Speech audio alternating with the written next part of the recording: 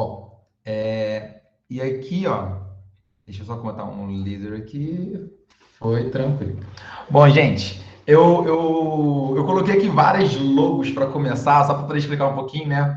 Com o próprio convite da professora Rafael, né? No próprio Instituto Federal. E aqui eu coloco essas três logos aqui da UFRJ, da UF, do Colégio Pedro II, porque é importante, assim, a gente sempre valorizar o nosso local de a gente veio, né? Desde o nosso início. Então, assim, e valorizar também a própria educação pública de modo geral, né? Eu tive toda a minha formação em escola pública, né? Desde a época da escola, fiz o Colégio Pedro II, que é um colégio federal do Rio de Janeiro, né? E aí eu fiz as minhas formações, né, nas duas universidades, o FRJ, e eu vou falar um pouquinho também, que também são universidades públicas, e é importante essa valorização do ensino de qualidade, né? De modo geral, de universidades públicas, de locais que têm essa preocupação em passar adiante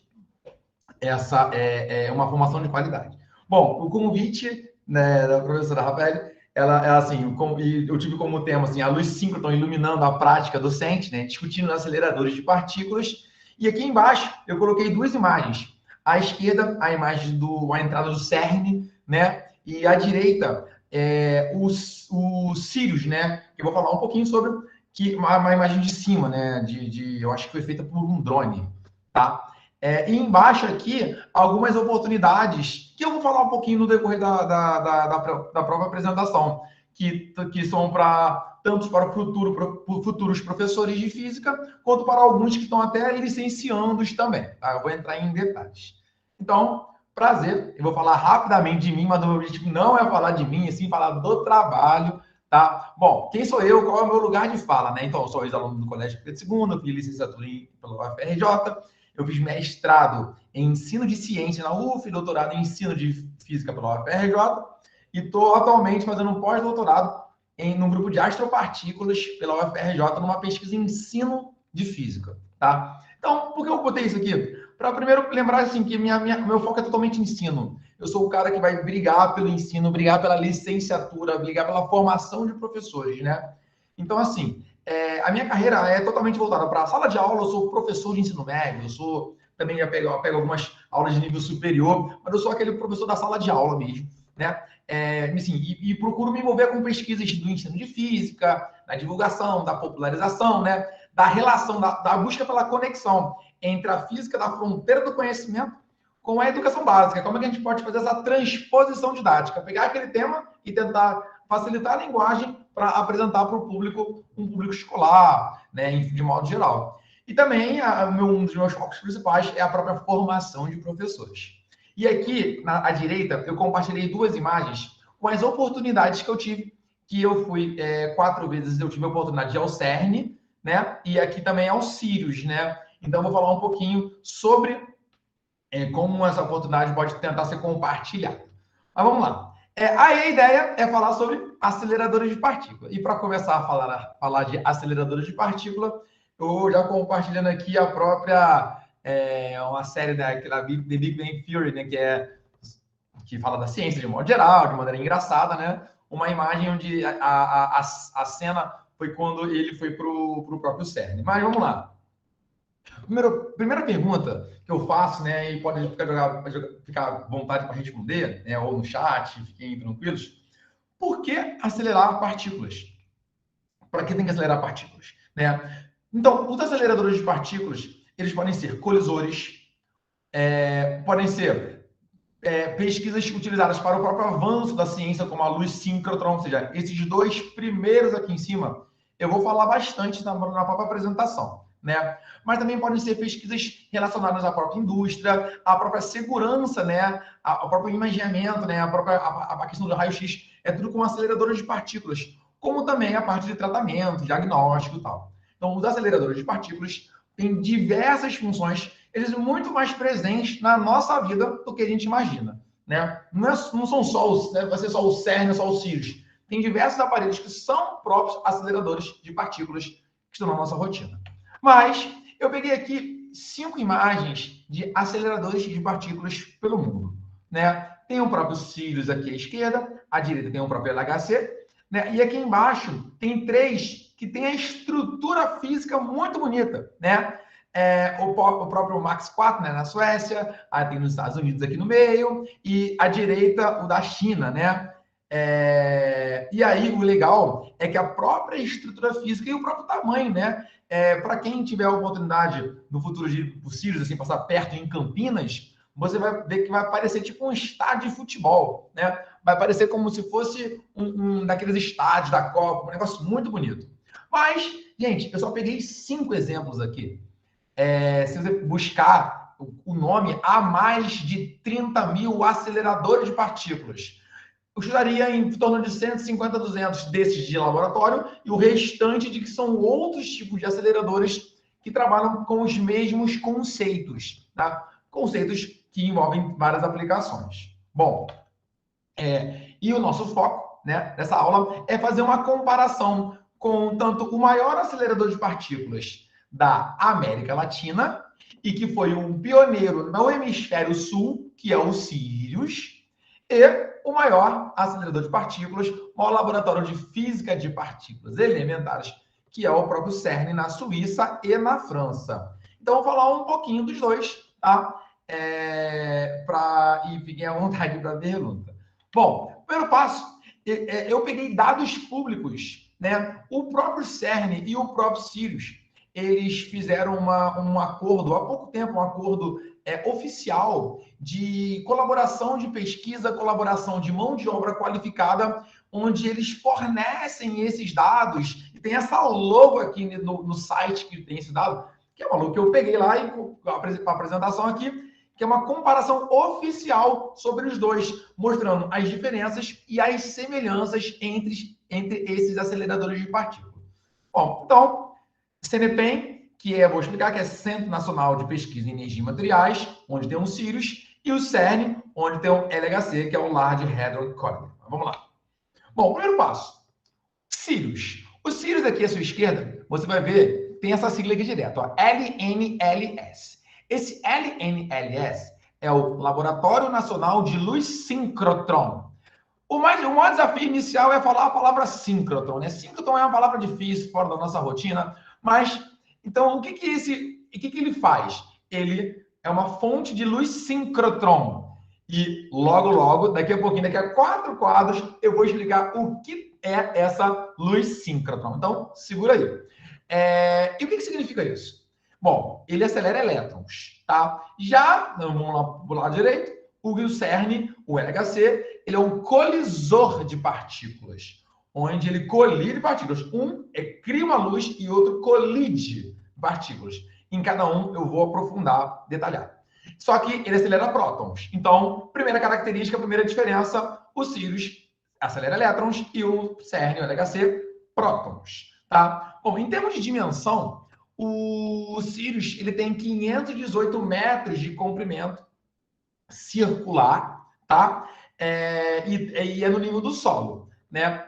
Já o CERN tem 27 quilômetros, ou seja, 27 mil metros de comprimento que são subterrâneos, tá? Vai ter uma imagem do CERN lá para poder falar um pouco mais das suas dimensões.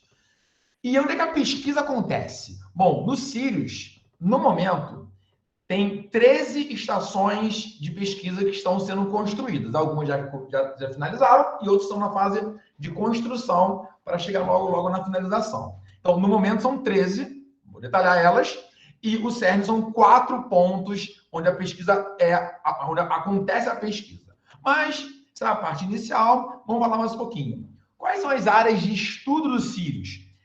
Tem muita coisa. Tem ciência de materiais, nanotecnologia, biotecnologia, a própria física básica, né? Ciências ambientais, sustentabilidade, de meio ambiente, poluição, de um monte de coisa.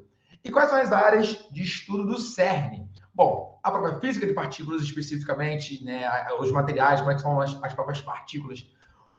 A ideia é entender a origem do universo, né? A questão da matéria e da antimatéria, o que é matéria escura, o que é energia escura, entre outras pesquisas, tá? Bom, vamos lá então, mas eu estou falando de movimentação das partículas, ou prótons ou elétrons. E a primeira pergunta é, como é que as partículas se movimentam? Então, vamos lembrar alguns conceitos básicos, que eu peço o seguinte, ó, eu peço nesse momento, além de tirar algumas dúvidas quando surgirem, tenta pensar, você que é um futuro professor, como é que você explicaria isso para o seu futuro aluno do ensino médio, né? Então, a ideia é justamente tentar pegar alguns conceitos e como transformar de uma maneira fácil para poder passar adiante. Essa é a ideia e essa é uma função interessantíssima do professor. Vamos lá. Então, primeiro passo. Campo elétrico. Os campos elétricos aceleram as partículas. Então, as partículas, tanto os elétrons no Sirius quanto os prótons no próprio LHC, eles são acelerados devido ao campo elétrico. Então, existe um canhão de elétrons, né, que ele pode ser buscar uma certa semelhança às antigas televisões de tubo, né, onde tem os canhões de elétrons. Aí tem um acelerador linear, que nós chamamos de LINAC, né? E aí através da corrente alternada, né, e dessa inversão, as partículas vão entrando numa onda e ganhando uma velocidade. Então, elas vão ganhar velocidade nos momentos onde elas são imersas no campo elétrico. Bom, porém, elas fazem curvas. E como é que elas fazem curvas? Então, elas fazem curva devido ao campo magnético. Então, campo elétrico vão acelerar as partículas e os campos magnéticos, elas vão fazer com que as partículas façam as curvas. Então, na verdade, um acelerador não é redondo, é um polígono de muitos lados, onde em cada reta elas vão ganhar velocidade, em cada curvinha vai manter a velocidade fazendo uma curvinha com o campo magnético. E assim por diante. Bom, quanto maior o acelerador, maior o número de lados daquele grande polígono. Bom, como é que elas fazem curvas? Tem vários tipos de campos magnéticos. Aí tem o tal do dipolo, tem o quadrupolo, tem o sexto polo, que são conjuntos de ímãs que fazem justamente ou apenas a partícula fazer a curva, ou ela ficar dar uma certa precisão em seu movimento. Gente, nós estamos falando de pacotes de partículas, não é uma partícula só. São pacotes de elétrons ou pacotes de prótons em movimento no próprio acelerador, né? Bom, mas agora chegou o momento. Porra, essa luz síncrotron, o que é essa luz síncrotron? O que ela é, né? Primeiro passo, né? Vamos gastar aqui um pouco de russo, né? Vamos lá. Ela foi prevista teoricamente em 44 pelo ucraniano Dmitry Ivanenko e o russo Isaac Pomeranchuk, né? Não sei falar, esqueci o russo. E ela foi comprovada experimentalmente em 47. Bom, vamos lá. Aqui é a ideia aqui à sua esquerda, de um acelerador de partículas tipo síncrotron. O nome é tipo síncrotron, tá? Então, mais uma vez, ó, os campos elétricos aceleram e os campos magnéticos fazem esses elétrons, essas partículas fazerem curva. No síncrotron é o elétron. Bom, então repare que tem um caminho aqui percorrido e em cada caminhozinho aqui tem uma retinha. O que significa essa retinha saindo da curva aqui? É no momento da curva. Então, ó, quando ela faz a curva, o elétron continua fazendo o movimento da curva, só que na sua tangente sai uma radiação. E essa radiação é a chamada radiação síncrotron. Então, o que acontece? A cada curva, ele perde um pouco de energia, transformando essa energia em radiação síncrotron. Porém, depois dessa curva, tem uma reta. Nessa reta, ele entra no campo elétrico e aí ela vai restabelecer essa energia, ficando eternamente girando. Então, o que é um síncrotron? Um síncrotron, na verdade, é quase um mantenedor de movimento da partícula. O elétron fica rodando, os elétrons, né, ficam rodando e em cada curva gera essa radiação síncrotron. E essa radiação síncrotron, que está aqui embaixo, ela sai na tangente em cada um aqui. Cada um desse aqui é uma chamada linha de luz. Mas eu vou falar mais um pouquinho disso. Essa mudança, né, quando tem cargas elétricas ultra-relativísticas, o que significa essas ultra-relativísticas? Com velocidade muito próximas da velocidade da luz, né? Com, às vezes, 6, 7 casas decimais, 9,9999999% da velocidade da luz. Então, vamos lá. Então, o símbolo é isso. Agora, que radiação passa aqui? Sai nesse intervalozinho aqui. Gente, é a própria radiação eletromagnética, né? Então, é uma faixa do espectro eletromagnético. Se você reparar, de uma parte do infravermelho até o final do raio-x ou o início dos raios gama, né? Não tem um limite exatamente onde é que é, mas a radiação síncrotron é esse intervalo todo aqui entre o raio-x e entre o início dos raios gama. Então, por exemplo, essa luz é gerada, esse tamanho todo, só que não é toda essa radiação que é utilizada. E a radiação utilizada é o que nós vamos mostrar logo logo. Então, ó, primeiro passo, vamos lá. Então, como é que é o passo a passo de um acelerador tipo síncrotron? Número 1 aqui, ó, eu tenho um canhão de elétrons. Número 2, eu tenho um acelerador linear, onde as partículas ganham uma certa velocidade. Número 3, eu tenho um booster síncrotron. O que significa isso? As partículas vão ficar rodando, vão ficar orbitando, ganhando velocidade, onde a velocidade vai ficando cada vez mais próxima e naturalmente ganhando energia, né? E vão ter. E aí, logo depois da número 3, vai para o número 4, que é um outro anel seguinte aqui, que é o anel de armazenamento. E o que esse anel de armazenamento faz? Ele vai ganhando energia com a velocidade, com as partículas no limite físico possível, né? Bem próximo, cada vez mais próximo da velocidade da luz, nunca na velocidade da luz, porque só a luz anda na velocidade da luz, né? E aí, no momento em sua curva aqui, vai sair nessas linhas aqui a própria radiação síncrona. Então, agora, vamos lá. Olha essas linhas aqui, número 5, são chamadas linhas de luz. São as linhas pela qual a radiação síncrotron sai. Só que em cada final de cada linha de luz tem um caixotinho aqui. O que são esses caixotes? São as estações experimentais. E cada estação experimental é como se fosse um laboratório sozinho, um laboratório independente. Por exemplo, vamos supor que nessa linha de luz aqui em cima eu tenha o estudo apenas do infravermelho. Vou voltar a página aqui. Então, só deixa passar o infravermelho e rola um bloqueio de toda a outra radiação. Então, ele vai bloquear o restante, só vai deixar passar o infravermelho. Aí vamos supor que na outra estação aqui, só vai estudar os raios X duros. São os raios X mais energéticos. Então, o que vai acontecer?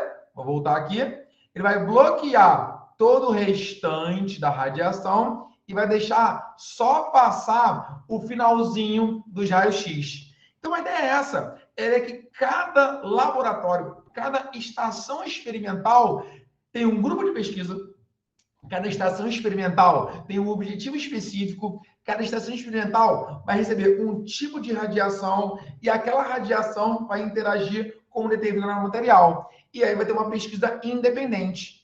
Então, quando a gente monta um acelerador de partículas tipo síncrotron, você vai reparar que em cada curva vai ter um laboratório. Ou seja, olha a quantidade de pesquisa que pode ser desenvolvida. Cara, é muito maneiro isso, cara. Então, assim, cada um é um grupo de pesquisa, né? Então, essa é mais ou menos uma geral de como é que funciona um tipo síncrotron. Bom, mas como é que surgiu essa ideia desse investimento da radiação síncrotron no Brasil? Então, ó, aqui à esquerda, nós temos o UVX, que é o antigo acelerador de partículas tipo síncrotron. E à direita aqui, eu tenho o próprio Sirius. Mas tudo começou lá nas décadas de 70 e 80, né? Como algumas universidades brasileiras começaram a investir e perceber que era um caminho interessante para investir na ciência, né? Porque é uma área que é um tipo de pesquisa que pode dialogar com diversas outras áreas. E aí, em 85, 4 pesquisadores brasileiros ficam um período lá na Universidade de Stanford, nos Estados Unidos. Bom, logo depois, ao voltar, 87 entre 87 até 97, começou toda a construção desse UVX aqui, que é o primeiro acelerador tipo síncrotron. Mas já nesse período, assim, entre 97 até 2019, há pouco tempo ele foi utilizado. Mas no meio disso, mais ou menos em 2008 aqui, começou a perceber, 2007 na verdade, começou a perceber que esse acelerador, essa radiação aqui, ela ficaria com o tempo um pouquinho defasada, né? Então, haveria necessidade de construir um outro acelerador tipo síncroton. Então, em 2008, começou todo o planejamento e toda a parte de planejamento, primeiro teórico, depois de arrumar o espaço, depois de arrumar verba para justificar para a sociedade a importância de investir isso, para a partir disso arrumar verba e começar a toda uma formação de mão de obra qualificada para construir o síncroton. Então, assim, é todo um investimento, todo um trabalho de formiguinha. Hoje em dia, esse prédio está quase que totalmente, integralmente construído, só que tem outras questões, aí tem alguns detalhezinhos que a gente vai aprofundar aqui. Então, a história da radiação síncroton foi resumida em 4 minutos aqui, né, nesse slide. Bom, mas para que serve? Vou até beber uma água aqui, calma aí. Para que serve a radiação síncroton? Aí eu peguei algumas experiências feitas pelo ESRF, que é European Synchrotron Research Facility, que é um acelerador tipo síncroton da União Europeia, que ele fica na França, na cidade de Grenoble, que é nos Alpes franceses, tá? Bom, isso aqui, esse pedaço aqui de material é um papiro carbonizado, né? Se você olhar aqui a dimensão, ó, tem 1 centímetro aqui, né? Você tem mais ou menos uma dimensão aí, deve ter aqui uns 15, 20 centímetros tudo. E aí esse papiro, ele foi datado, né? Colocando num acelerador de partículas que tem o objetivo de fazer a datação através do carbono 14, né? Daquele decaimento. Foi datado em 79 depois de Cristo, ou depois da Era Comum, né? Ele foi queimado na erupção do Vesúvio. Mas como é que a gente pode ler o que está escrito nesse papiro? Ué, se você pegar e desmontar, ele vai esfarelar e vai perder informação. Então, se você colocar esse material aí no acelerador tipo síncroton e ler, você consegue ler camada a camada. E cada profundidade, você consegue tirar informações específicas, juntando essas informações, e a cada maior profundidade, a cada maior profundidade são as linhas seguintes, né? Mas isso sem danificar o material. Porra, olha que maneiro, cara. A gente vai estar construindo um pouco da história na leitura de um papiro, pode ser 79 antes, foi depois de Cristo, no caso, né? Depois de Cristo, né? Eu falei antes, depois de Cristo, e sem danificar o próprio material. Isso é utilizado no próprio síncroton. Bom, uma outra pesquisa que eu tirei desse laboratório foi um próprio síncroton, ele revelou um estranho casal triássico, né? Na verdade, eu cheguei até a ler a matéria sobre essa pesquisa aí. Eles pegaram como se fosse uma pedrinha e viram lá o próprio arqueólogo, né, que estava estudando essa parte, identificou que não era uma pedra comum, e quando foi ver, colocando no próprio síncroton, analisando dimensão a dimensão sem danificar o material, foi identificado os ossos todos e foi remontado no computador, mostrando que eu tinha um casal aqui, ó. Isso aqui é um lado da visualização A, e o B é o contrário, né? O B aqui é o contrário, onde tinha, na verdade, um casal, né? Era um casal, eram 2 animais que ficaram nessa posição para sempre, e hoje em dia a gente consegue tirar informações com o próprio acelerador tipo síncroton. Mas, porra, olha esse próximo, que sensacional. No Louvre, para quem não lembra, ou já quem já viu algum filme, ou já quem já teve a oportunidade de ir, é aquele museu de história, de arte, de tudo, né? Que fica em Paris. É aquele museu que tem tipo uma pirâmide na frente, né? Tem vários filmes que aparecem, né? Tem 2 pirâmides, uma pirâmide grandona e outra pirâmide menorzinha, onde no Louvre, embaixo do Louvre, tem um acelerador de partículas, cara. Aqui, ó, acelerador do Grande Louvre de análise elementar da tradução do francês, que eu não sei falar francês, e a tradução, a sigla é AGLAE, né? Ele é um acelerador que tem 27 metros de comprimento circular. E ele determina o quê? A composição química dos materiais, né? E além da composição química, lá também tem a datação também por carbono 14, para para tentar entender se aquele material, aquele elemento, aquele material analisado tem a real data do que foi contado na história ou não. Ou então nos ajuda a entender melhor a história graças ao próprio acelerador. Cara, estão reparando? Eu peguei aqui 3 dados que falam da história da nossa sociedade, da história da própria formação da Terra, fala de química, fala de biologia. Eu estou pegando dados históricos e como um acelerador de partículas pode complementar a ideia, a estruturação dos conceitos de química, física, história, biologia, sociologia, entre outros casos. Né? Então, assim, lá esse acelerador e reza a lenda, né? Que dá para visitar esse acelerador no Louvre se você agendar com a própria universidade lá. Eu nunca fui, não. Mas, quem for, por favor, depois compartilha comigo como é que é.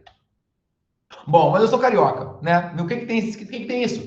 Então, vou mandar logo um samba, né? Que nem tudo que é bom vem de fora, né? Um trecho do Jorge Aragão. Então, vamos falar da nossa, do Brasil? Vamos falar da tecnologia produzida por brasileiros para brasileiros, né?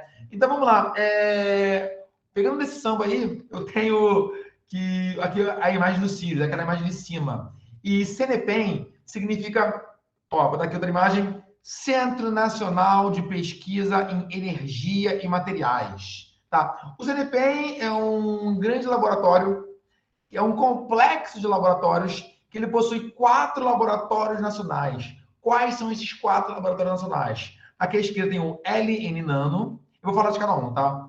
Eu tenho o LNBR. LN Nano significa Laboratório Nacional de Nanotecnologia ou Nanociências. Né? LNBR, que é Laboratório Nacional de Biorrenováveis. Eu tenho LNBio, Laboratório Nacional de Biociências. E eu tenho LNLS, que é o Laboratório Nacional de Luz Sincrotron. Tá? Bom, aqui está só passei a imagem com um detalhezinho de cada laboratório, né? Só mudei a ordem aqui, nanotecnologia, biorrenováveis.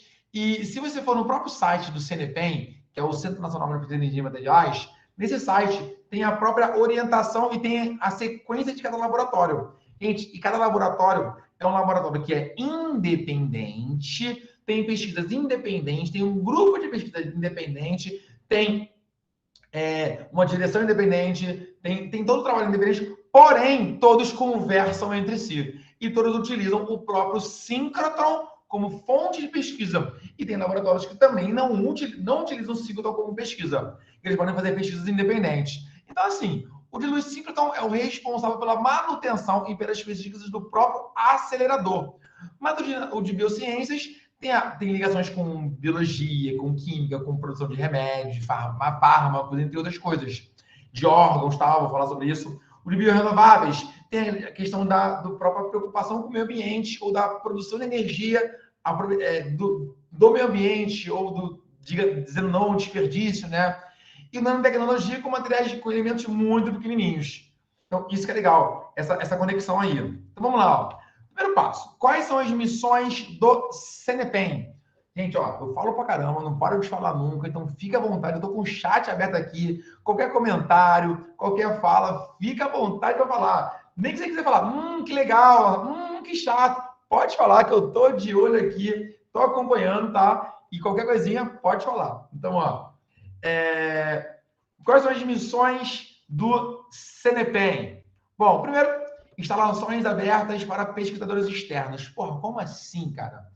Você é um pesquisador da sua cidade lá que quer utilizar uma parte do seu experimento. No seu experimento, você precisa testar num acelerador tipo síncrotron. O que você faz? Você vai submeter uma pesquisa, você vai mandar, vai concorrer a uma licitação, você vai enviar lá para o laboratório. Lá no laboratório, no CNPEM, eles vão receber a sua proposta. A sua proposta vai ter uma comissão interna do CNPEM e uma comissão externa no CNPEM. Essa comissão vai analisar se a sua proposta é válida para poder ser testada lá ou não. Se for válida, se puder, você não paga nada. Se puder, dependendo da proposta, até te pagam para você ir lá no CNPEM para testar, te dão um alojamento e pronto.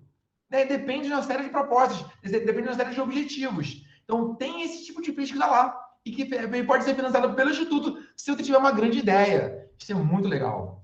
Mas, além disso, tem a própria pesquisa e desenvolvimento interno. Poxa, você quer fazer você quer testar uma amostra do seu acelerador de partículas. Você não sabe mexer. Você tem que testar, mas você não sabe mexer. Tem uma equipe interna. Essa equipe interna, ela vai te ajudar, te orientar a como mexer naquele laboratório.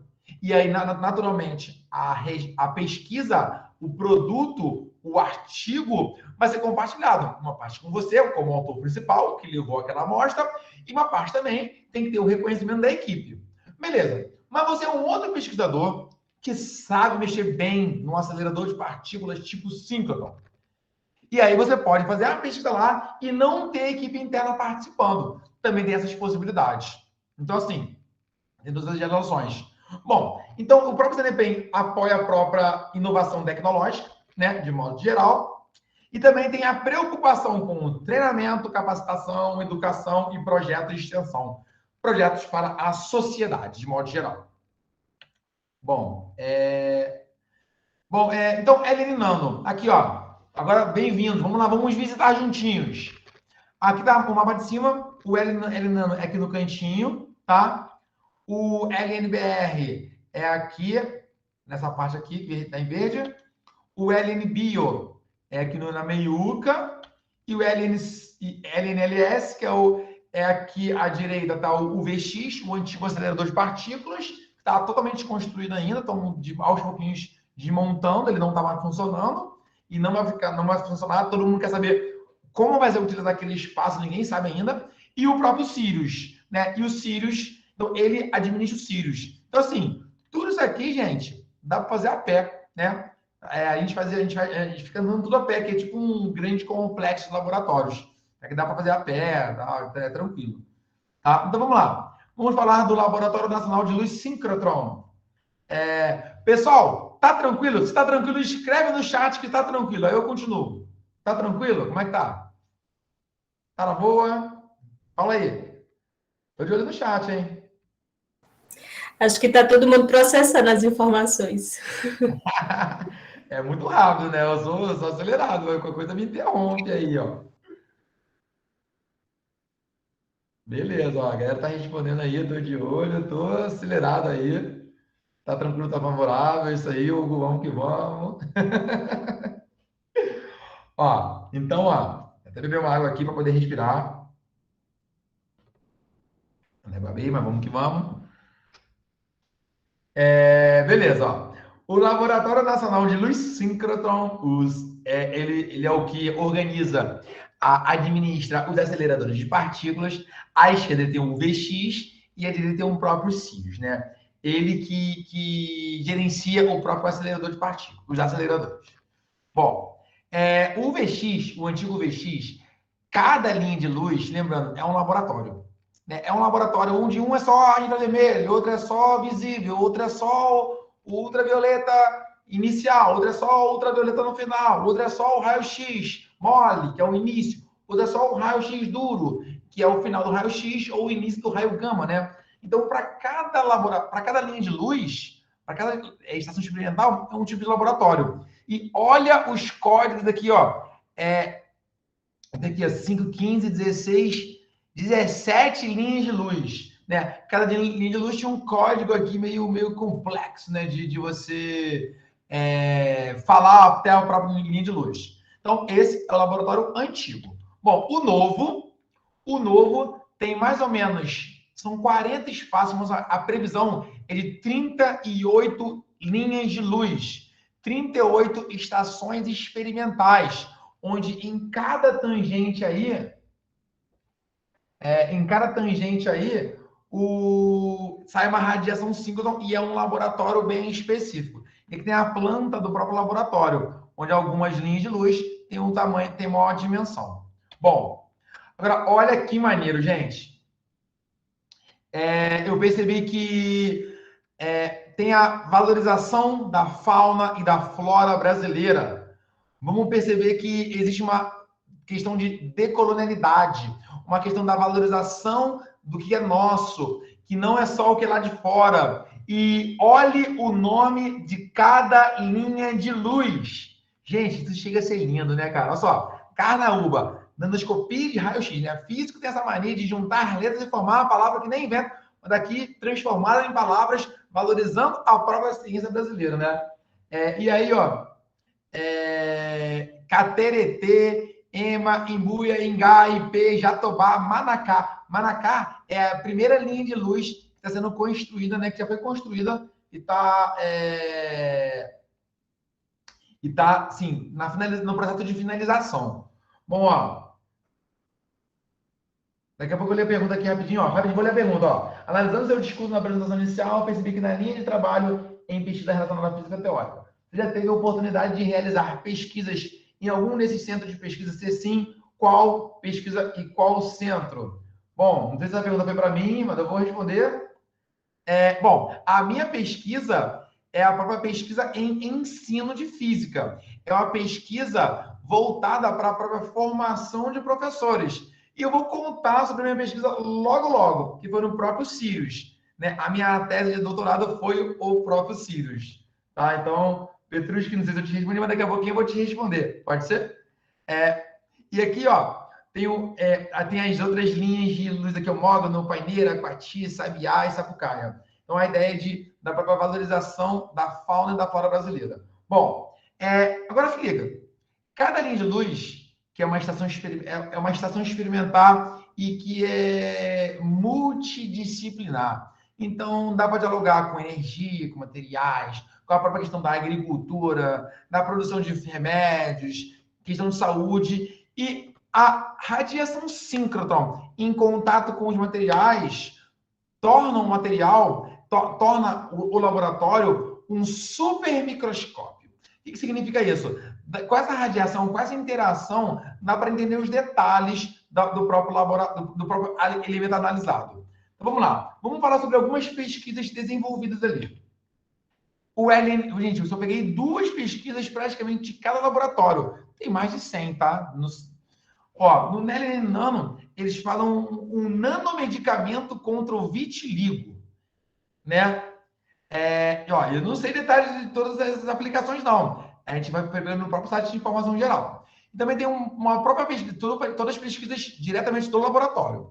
Tem um teste rápido que detecta câncer de mama em 15 minutos. São 2 das pesquisas que são bem famosas no próprio LN Nano.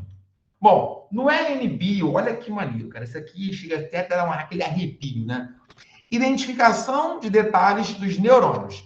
Gente, a gente sabe como é que funcionam os neurônios, né? Dialoga muito com a parte de biologia. Só que a gente não sabe detalhes onde é que começa e onde é que termina. Exatamente, onde é que começa o neurônio e onde é que termina. A gente sabe como é que é a estrutura.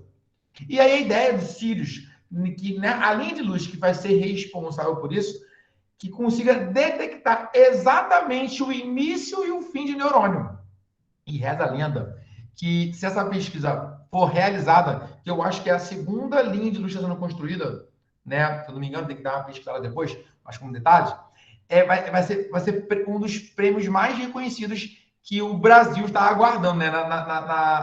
Na descoberta dessa própria linha de luz. Uma outra pesquisa no LN Bio é a produção de mini órgãos artificiais. E quando a gente fala em mini órgãos artificiais, cabe várias questões aqui. Cabe a questão da própria ética, né? Será que vai ter produções de órgãos? Cabe a questão de não utilização de animais para fazer alguns testes. Então, tem várias questões que podem ser dialogadas nessa produção de mini órgãos artificiais. Uma das vezes que eu fui lá no Sirius, eu vi um órgão tipo como se fosse pulsando, com uma semelhança ao próprio coração, né? Muito legal também. Bom, no próprio LN Bio, tem a questão da biologia molecular e estrutural. Então, por exemplo, ó, ela permite entender a correlação entre a estrutura e a função de macromoléculas. Ele consegue detalhar uma estrutura celular, consegue imprimir em grandes dimensões para poder entender melhor o seu funcionamento e as suas articulações, o que conversa com química e biologia. Bom, e aí tem também uma outra pesquisa muito legal, que é a estrutura cristalina da proteína essencial ao vírus da Zika, né? O Zika vírus. E como consequência, a própria questão da microcefalia. Então, tem estudos lá no CNPEM, do LNBio, para entender com detalhes isso e, a partir daí, buscar alguns caminhos possíveis, né? Bom, o LNBR é um laboratório que é o laboratório mais lá do complexo, que tem conexões com a questão do meio ambiente, né? Então, tem vários caminhos. Tem a questão do biocombustível, biomassa, bioquímica, biomateriais, sustentabilidade, né? A questão dos desafios tecnológicos e também, assim, como produzir eletricidade a partir da palha da cana-de-açúcar, que foi uma pesquisa estimulada devido ao estímulo inicial anterior do Brasil produzir muita cana-de-açúcar, né? Então, como, por exemplo, também tem outra pesquisa lá que fala sobre o bagaço da cana, que será que toda energia utilizada quando a cana-de-açúcar é moída, ela é aproveitada? Se a gente pegar o bagaço da cana, será que a gente consegue tirar mais energia? Então, lá tem uma pesquisa só para isso. Bom, agora, como nós podemos conhecer as pesquisas e oportunidades profissionais? É um momento que depois você tira um print, depois eu posso até compartilhar a apresentação, mas se você quiser agora pegar o seu celular e pegar o QR Code, na próxima imagem, vou ter várias oportunidades, hein? Pode tirar a foto, então se prepara aí. O CNPEM é um laboratório nacional. E se é um laboratório nacional, ele pertence a todo o país. Então, a questão é, sabemos, ele está em Campinas ali, região sudeste, né? A gente sabe que a região sudeste é uma região que, de maneira desigual, tem muito mais privilégios. Então, a ideia do próprio CNPEM é compartilhar as oportunidades com todo o Brasil. Eles deixam bem claro isso, o CNPEM é do Brasil. Então, seja de onde for, está dentro do Brasil, até que está fora do Brasil, uma parte das suas pesquisas são dadas para pessoas que vêm de fora do Brasil, né? Então, essa é a ideia. Bom, então aqui, ó. Aqui chegou o momento. Você, estudante, eu tenho um PIBIC, né? Aqui em cada QR Code aqui tem um site de acesso, tá? Eu tenho o Programa Unificado de Estágios, eu tenho as bolsas de verão e todos esses trabalhos, essas pesquisas, podem ser feitos por alunos de licenciatura em Física, caso de vocês, podem ser alunos de Engenharia, podem ser alunos de licenciatura em Química, em Matemática, ou que não fazem licenciatura ou que fazem bacharelado, não importa. São programas e oportunidades para tanto estudantes como para profissionais que já recém acabaram o estudo. Então, esses três aqui, esses três iniciais, são programas para estudantes de modo geral. Esse bolsa de verão aqui tem estudantes durante a graduação ou estudantes que recém acabaram a graduação. À direita aqui em cima, nós temos o Ciência Aberta, que é um programa que é um trabalho de divulgação e popularização da ciência, onde são 2 dias, onde todo mundo para de trabalhar, nenhuma máquina funciona e eles recebem a toda a população. E aí tem linguagem para jovem, para pessoas mais idosas, para pessoas que não conhecem nada, para pessoas que conhecem muito, e é muito legal. E tem a própria ESPEN. A ESPEN é a Escola Sirius para professores de ensino médio. Aqui tem um link. E a ESPEN é o produto da minha tese de doutorado, da minha pesquisa de doutorado, foi sobre a criação da Escola Sirius para professores. Então, essas são oportunidades, tá? Se depois alguém quiser, depois eu posso voltar para você tirar um print aí, para compartilhar com o pessoal, tá?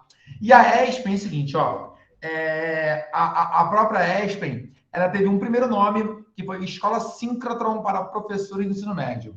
Logo depois, ela mudou o nome para Escola Sirius para professores de ensino médio. A ESPEN, ela começou em 2019, né? Eu participo da organização desde início de 2018, onde eu faço parte de uma comissão de organização, tá? Uma comissão que tinha 6 pessoas, agora tem 8 pessoas, tá? Não há um coordenador, é um grupo de coordenadores, tem um coordenador principal, mas tem um grupo de colaboradores, onde cada um tem a sua função, né? E a minha é a parte da parte da didática, né? A parte do professor mesmo. Então, assim, a ideia é a seguinte, ó, eu tô aqui nessa foto aqui, né? Rolaram 20 professores, foi sucesso, foi legal. Aí no ano seguinte, 2020, foi ano que a Rafael foi, foram 35 professores, tá? Aqui, ó, 35 professores, aqui é a foto legal, né? Acho que a Rafael está aqui, ó. Tá vendo aqui? Eu tô apontando aqui, eu posso apontar para qualquer uma que tá longe da foto, né? Então a gente acredita. E aí, no ano de 2021, rolou a possibilidade remota, né? E a remota tem pontos positivos e pontos negativos. O ponto negativo é que não dá para ver fisicamente, mas o ponto positivo é que atende a maior número de pessoas. Foram 254 professores selecionados, né?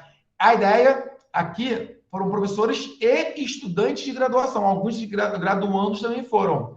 Só que a ideia é que 2022 ela aconteça em julho e presencialmente e que aumente o número de vagas. Deve ter mais de 35 vagas. Aqui, em 2019, foram só professores de física. Em 2020, só professores de física. Porém, em 2021, foram professores de física, química e biologia. Tá? Então, a ideia é que aumente o número de oportunidades e de possibilidades para os professores. Bom, aqui tem algumas fotos, tá? Eu peguei algumas fotos da ESPEN. E, bom, aqui, então, o que é a ESPEN? A ESPEN foi a minha pesquisa na área de ensino de física. Agora, vamos falar um pouquinho do CERN. Deixa eu beber uma água aqui. Gente, até aqui. Tá tranquilo? Posso continuar? Como é que foi? Fala aí. Fala alguma coisa no chat aí, gente. Tô de olho, hein?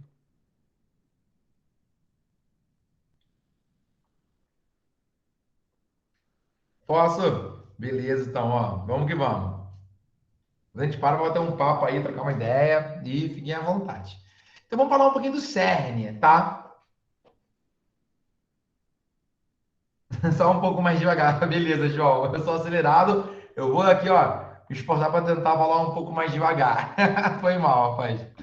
Tranquilão, tranquilão. Então, ó, CERN, cara, uma viagem ao mundo das partículas elementares.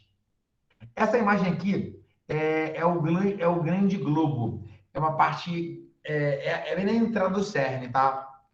Bom, para começar, CERN é Organização Europeia de Pesquisa Nuclear, tá? Exatamente, o meu acelerador está me acelerando, então como é a hora de acelerador, eu estou mais acelerado ainda. Foi eu. O CERN, ele é uma organização europeia, beleza? Ele pertence a toda a Europa, ele teve sua sede inicial na Suíça, devido à própria, a própria natureza, questão política da Suíça, né? Que é um país neutro, né?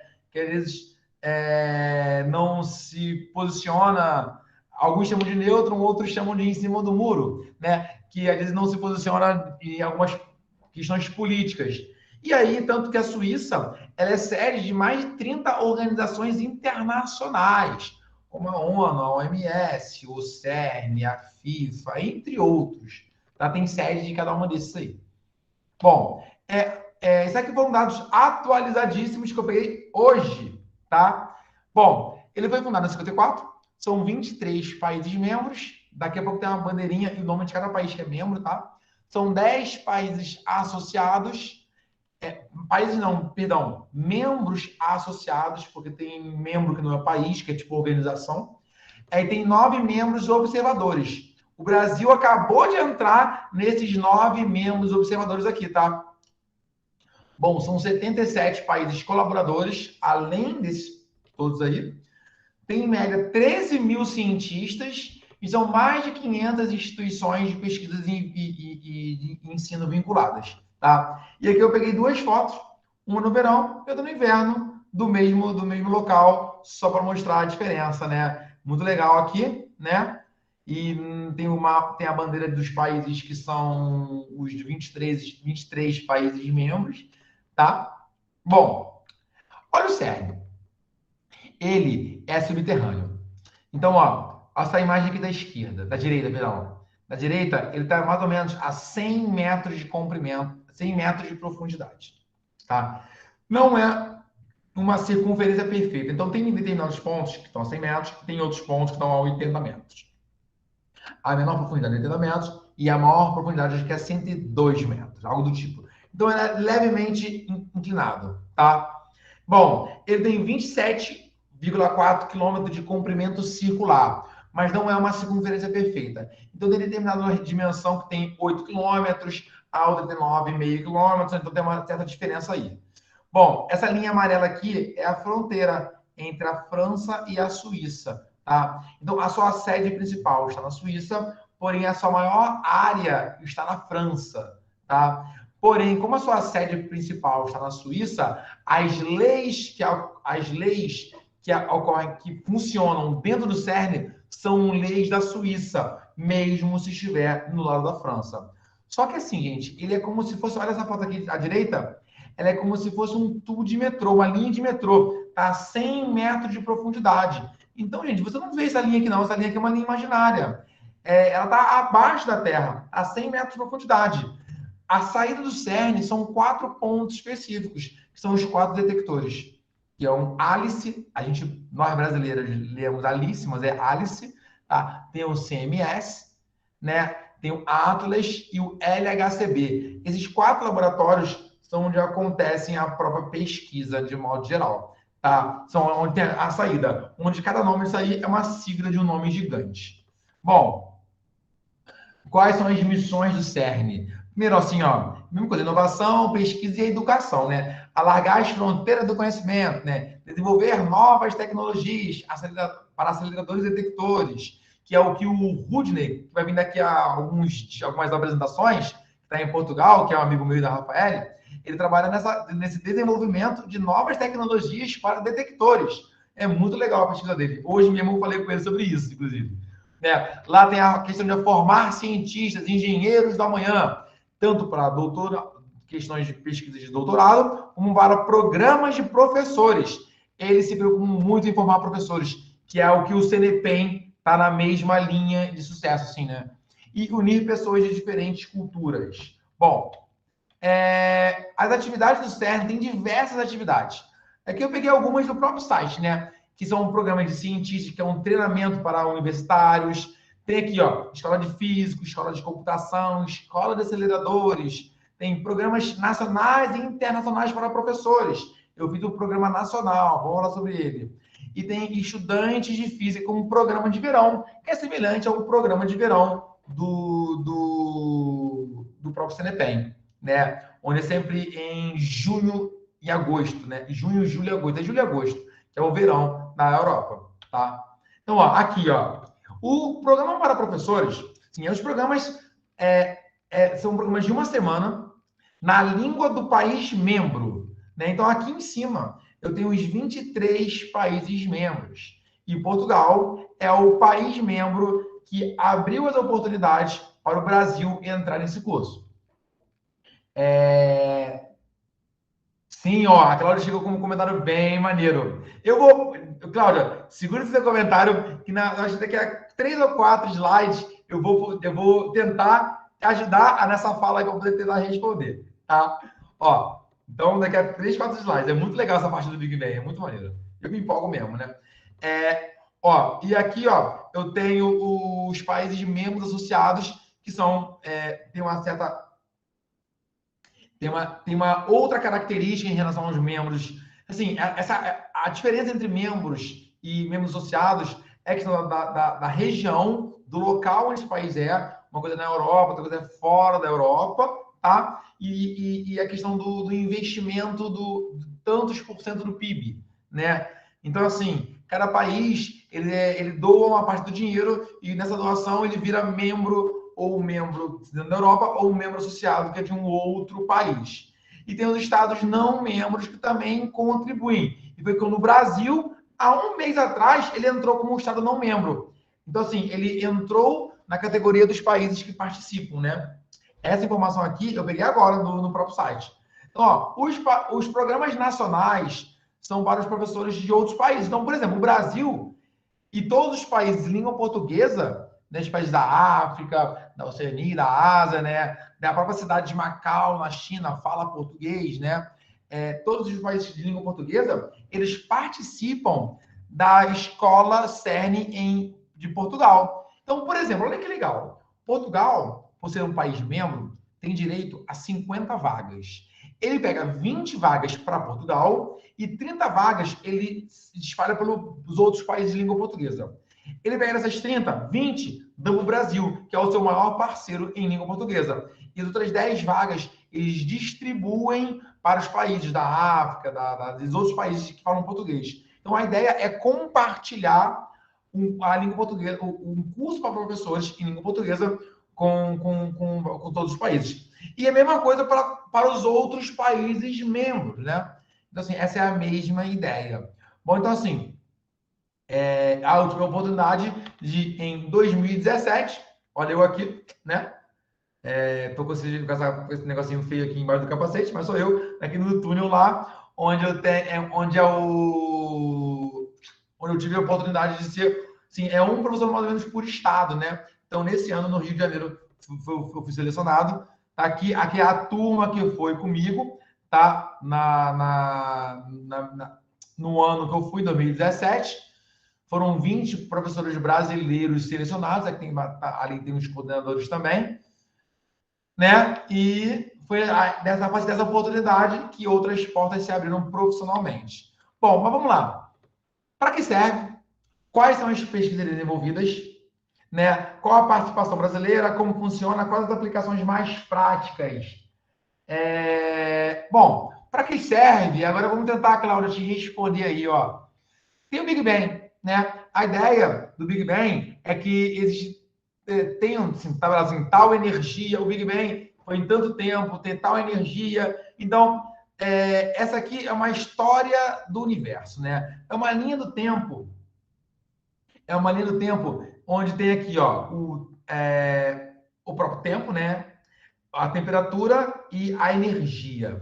E essa linha do tempo, ela faz uma comparação das dimensões da energia adquirida. Então, hoje em dia, o LHC está em manutenção, está parado. Mas até 2018, ele estava funcionando aqui, ó, nessa linha aqui. Então, ele chegou nessa categoria aqui da energia de 10 elevado a 15. 10 elevado a 14, na verdade, né? Tera elétron volt, que eu vou mostrar aí um pouco mais na frente. Então, qual é o objetivo? Ele está parado porque ele está em manutenção. Para quê? Para fazer um upgrade, para poder dar uma melhorada na sua estrutura física, para que, quando ele voltar a funcionar, ele consiga energias maiores. E a ideia é que ele consiga energias suficientes para chegar na energia do Big Bang. E aí, ele chegando na energia do Big Bang, nas colisões, a gente consegue entender melhor o universo, a nossa criação, como é que foi, se foi isso, se não foi. Então, quando ele falou assim, ele tenta provar o Big Bang, ele está nessa ideia ainda. Ele está nessa ideia de, numa melhoria da sua estrutura física, ele chegar na energia equivalente ao Big Bang. Então, é uma de suas missões, uma de suas metas. Bom, Petrucci comentou sobre a partícula de Deus ou o bóson de Higgs. O que significa isso? Bom, eu vou mostrar aqui no próximo quadro para poder tentar contribuir com essa sua observação. Ó, quais são as pesquisas desenvolvidas no CERN? Bom, partículas elementares e o modelo padrão.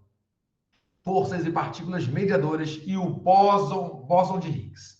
Bom, aqui eu tenho mais ou menos uma animação, né, do que seria o modelo padrão.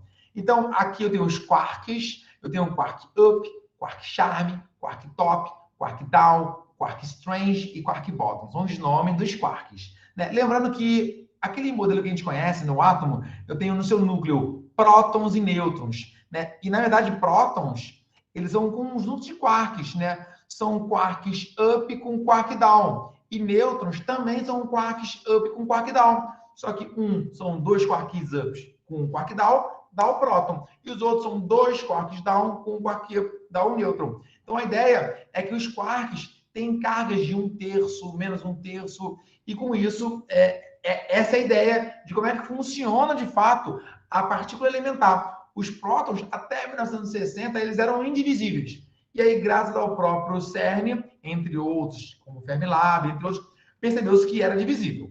Aí tem o tal do bóson de Higgs, né? E alguns falam tal partícula de Deus. Não sei se você sabe o que significa essa partícula de Deus, né, cara? Em 1989, um físico que ganhou o prêmio Nobel, ele falou, caramba, nós não encontramos o bóson de Higgs, nós não encontramos ele. E aí ele escreveu um artigo para uma revista científica e na capa da revista era a maldita partícula. Só que antes de publicar, maldita partícula, goddamn. Maldita goddamn. O cara da revista, o cara do marketing, chegou, poxa, colocar a palavra maldita na capa da revista pega mal. Ele cortou o damn e ficou só God. E aí, por causa do marketing, o marketing falou, a palavra Deus vem de fácil. E aí mudou de maldita partícula para partícula de Deus. Então, gente, isso foi o marketing que foi o responsável por esse termo partícula de Deus. Olha que maneiro, olha que bizarro, né? Então, o cara do marketing conseguiu fazer com que esse nome vingasse. Só para você ter ideia, esse bóson de Higgs, ele foi proposto em 1964 e ele foi proposto teoricamente, e ele foi comprovado experimentalmente em 2012, né? Cara, foram quase 50 anos aí de tentativa e erro. Então, assim, estavam meio que desistindo. Tanto que surgiu aí esse nome de partícula de Deus, mas que na verdade é só o bóson de Higgs. Não sei se a galera capta a ideia, mas é essa a ideia. Então, assim, eu tenho aqui o fóton, eu tenho o gluon, tenho as partículas e tenho um bóson de Higgs, que era o que faltava. Bom, que outras pesquisas são desenvolvidas no CERN? Onde é que estão os 96% da matéria do universo? Pô, como assim? Nós conhecemos hoje em dia 4%, nem 4% da matéria. Nós possuímos 4% da matéria bariônica, né? Da matéria que a gente conhece, né? Da matéria que é o que a gente conhece. O restante, os 96% nós não conhecemos, né? E quanto mais precisão tem os nossos instrumentos de medida, mais a gente sabe que a gente não conhece. Então, há uma previsão que 96%, 26% é de matéria escura. Que a gente não sabe direito o que é, a gente não sabe, tá? Mas suspeita-se de algumas questões. Por exemplo, como é que você sabe que a matéria escura existe? Ah, devido à rotação de estrelas em torno do centro de uma galáxia. E devido à própria física básica não dar conta de algumas contas, né? E até com a própria força centrípeta dá para provar isso, né? Agora, energia escura, mesmo que ninguém sabe, né? Então, essas são pesquisas que estão na ponta, na fronteira do conhecimento que todo mundo deseja saber, né? E o CERN está desenvolvendo várias pesquisas com isso. Outras pesquisas que estão ligadas é a questão da matéria e antimatéria, ou simetria. Então, o CERN possui um laboratório de antimatéria, uma fábrica de antimatéria, né? Onde tem pesquisa brasileira lá envolvida, tá? E a própria questão da simetria. Mas o que é antimatéria? O que é isso? Bom, a matéria, vou pegar aqui o hidrogênio. Eu tenho um próton e tenho um elétron rodando, né? O que seria a antimatéria do hidrogênio? Ou o antihidrogênio? A antimatéria, uma antipartícula tem as mesmas características de uma partícula, só com sinal invertido. Então, o próton é positivo. Então, o que seria meu antipróton? É o próton com carga negativa, o antipróton no seu centro. E o que seria a antipartícula do elétron? É o antielétron, que tem o nome de positron. Então, o positron é o elétron com carga positiva, né? Então, o que seria a antimatéria do hidrogênio? O antihidrogênio seria o antipróton sendo orbitado pelo positron, né? Bom, ó, Prêmio Nobel de Física para quem detectar ou trazer um modelo cosmológico melhor que o atual. Isso com certeza, cara. Isso aí tá prêmio a tapa aí. Se você conseguir, rapaz, me fala aí que eu vou falar, ó. Um dia eu falei numa aula que ele estava presente. Poxa, é meu sonho aí que alguém, que eu já passei perto de ganhar o Prêmio Nobel. Essa é a ideia, né? Maneiríssimo.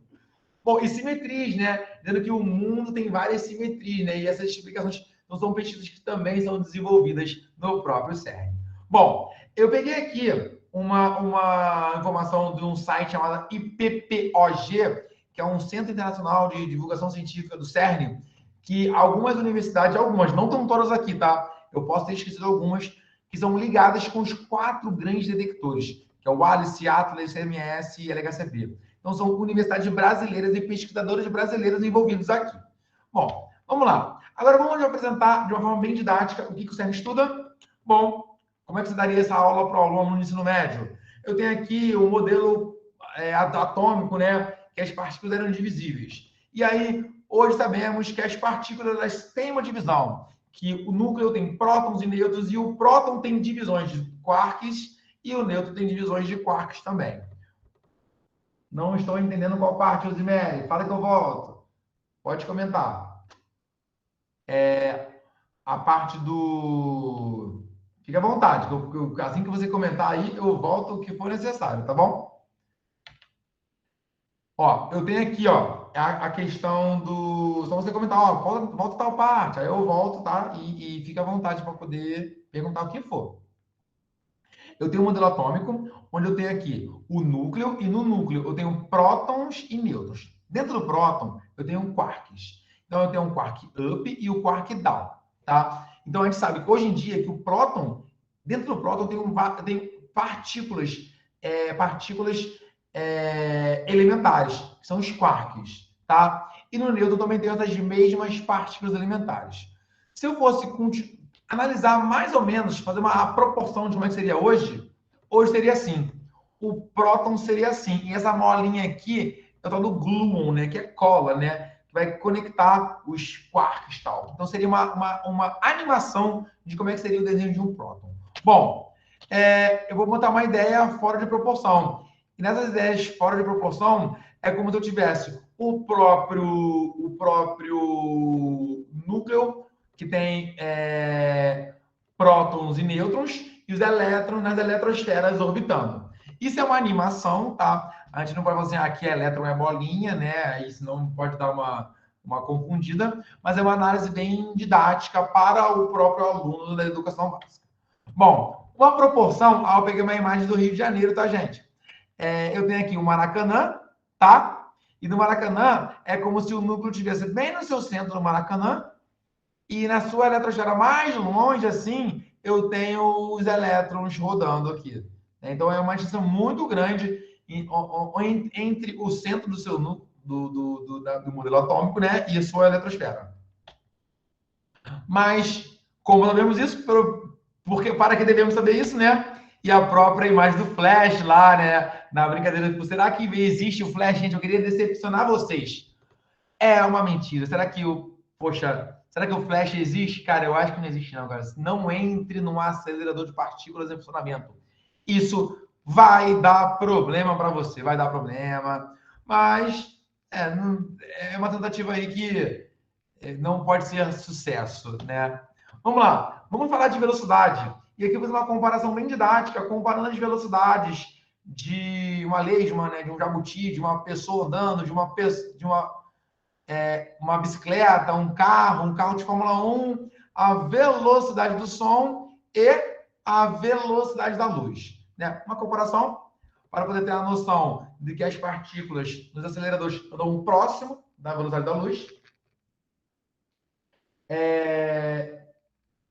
Nos deram uma dica de como inserir noções de física quântica. Ué, exatamente aqui, né? Perfeito, vamos conversar sobre isso sim, Petrusca. Essa é a ideia. A aplicação dos conceitos de aceleradores tem conexão com a aplicação do ensino médio. Isso é muito legal. Ó, olha um celular. Eu tenho um celular qualquer aqui, que tem um celular comum, né? Ele tem a câmera de mais ou menos 15 megapixels. Então, cara, como é que a gente vai registrar a colisão de uma partícula? Pense numa partícula colidindo. Quando uma partícula colide, eu tenho que registrar a foto daquele momento. Então, vamos supor que ela colidiu aqui, né? E aí, uma foto sendo tirada pelo celular. Bom, quando... Já estou lendo, exatamente, Fernando. Quando uma partícula é detectada, tem que ter uma câmera muito poderosa, né? Não é só uma câmera de celular. Os detectores têm mais ou menos 40 mil megapixels. E aqui é uma foto no interior de cada um dos detectores. O Atlas, o CMS, o Alice e o LHCb. Gente, o Atlas é a maior obra construída pelo homem a 100 metros de profundidade, tá no Guinness, o livro dos recordes. E olha aqui uma escadinha, né? Aqui à direita, ó, uma pessoinha pequititinha aqui. O Atlas, ele tem mais ou menos 14, é um grande cilindro, Então ele tem mais ou menos 14 metros de comprimento de diâmetro, né? E tem 20 e poucos metros, 22, 23 metros, se não me engano, de comprimento, né? Então, assim, é um prédio, sei lá, de 12 andares, deitado a 100 metros de profundidade, né? Essa é mais ou menos uma aproximação de um detector para ter várias câmeras e registrar as fotos de uma colisão. Bom, essa é a estrutura, de modo geral, do LHC, né? Do próprio CERN. É meio louco essa estrutura aí. De maneira rápida aqui, para poder ir para a gente poder bater um papo. Eu tenho hidrogênio aqui, né? Tem várias etapas. A questão da própria... assim, é o próprio hidrogênio, onde segura o próprio elétron na última camada desse pacote e manda só o núcleo, né? E esse núcleo que entra em colisão, entra no movimento de aceleração. Bom, tem várias etapas. Tem um LINAC. Aqui eu vou passar um pouco batido, porque vai ter um videozinho rapidamente mostrando, tá? Tem um booster, tem um super síncroton, tem um síncroton, tem um super síncroton. E o LHC, eu tenho essas características. Eu tenho 9.000 magnetos, 9.000 elementos que fazem dar as curvas das partículas dos prótons. Eu tenho 27 quilômetros de hélio líquido, né? Eu tenho nitrogênio líquido e tenho hélio líquido, tá? Ou seja, com isso, a temperatura vai caindo de modo a ter temperaturas mais frias que o próprio espaço, né? A ideia de ter 2 Kelvin, né? Menos 271 graus Celsius. E a energia de colisão é uma energia de 13 tera-electronvolts, né? 13,5 está no 14 tera-electronvolts. Essa é a ideia de colisão. Bom, vou mostrar aqui rapidamente um vídeo do Sirius e outro vídeo do CERN. É um videozinho de alguns minutinhos só, 3 minutinhos cada um. Um é 3, outro é 2. Pode, Rafael, botar um videozinho aqui?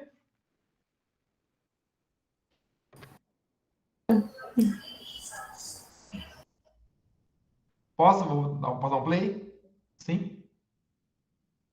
Vou botar então. Beleza. Ó, então...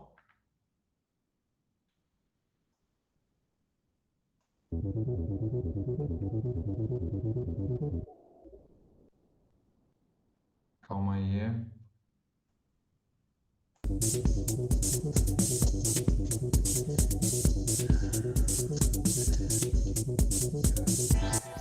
Eu vou tentar baixar o volume da eco.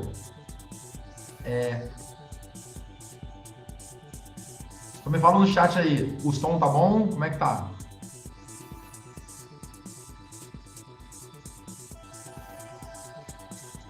Perfeito. À direita, aqui nessa imagem, eu tenho o booster e à esquerda eu tenho o anel de armazenamento. Isso é dentro do Sirius. Pode aumentar? Beleza.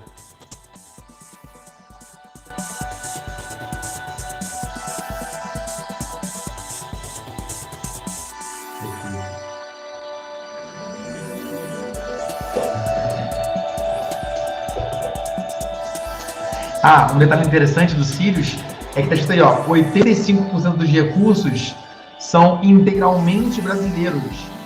Fábricas foram desenvolvidas para poder elaborar material para a produção dos elementos do acelerador de partículas.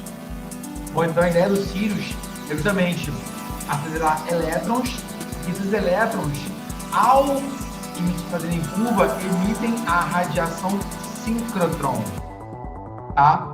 Caso vocês queiram depois, eu posso fornecer o link desses vídeos, desse e do outro, para a professora Rafael, para depois ela compartilhar com alguém queira ver de novo.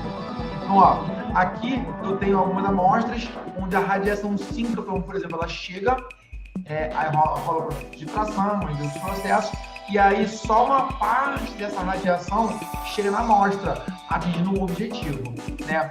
Essas casinhas aí são as estações experimentais, né? E cada estação experimental tem o seu objetivo, é o seu laboratório independente, né? Essa aí é a Maracá, que é a primeira.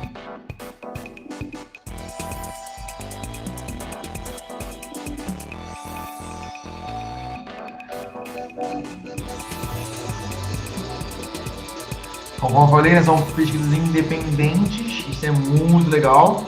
E ela analisa a estrutura interna das moléculas, né? Podendo fazer com que as pessoas imprimam essas moléculas em impressoras 3D em grandes dimensões para poder analisar com detalhes cada objetivo de cada pesquisa. Bom, são pesquisas que buscam conexão com a questão da sustentabilidade, parte de biologia, são 4 laboratórios independentes. Bom, agora eu vou botar um outro vídeo que é rapidinho também, bem rapidinho, do CERN, só para mostrar as etapas. Calma aí.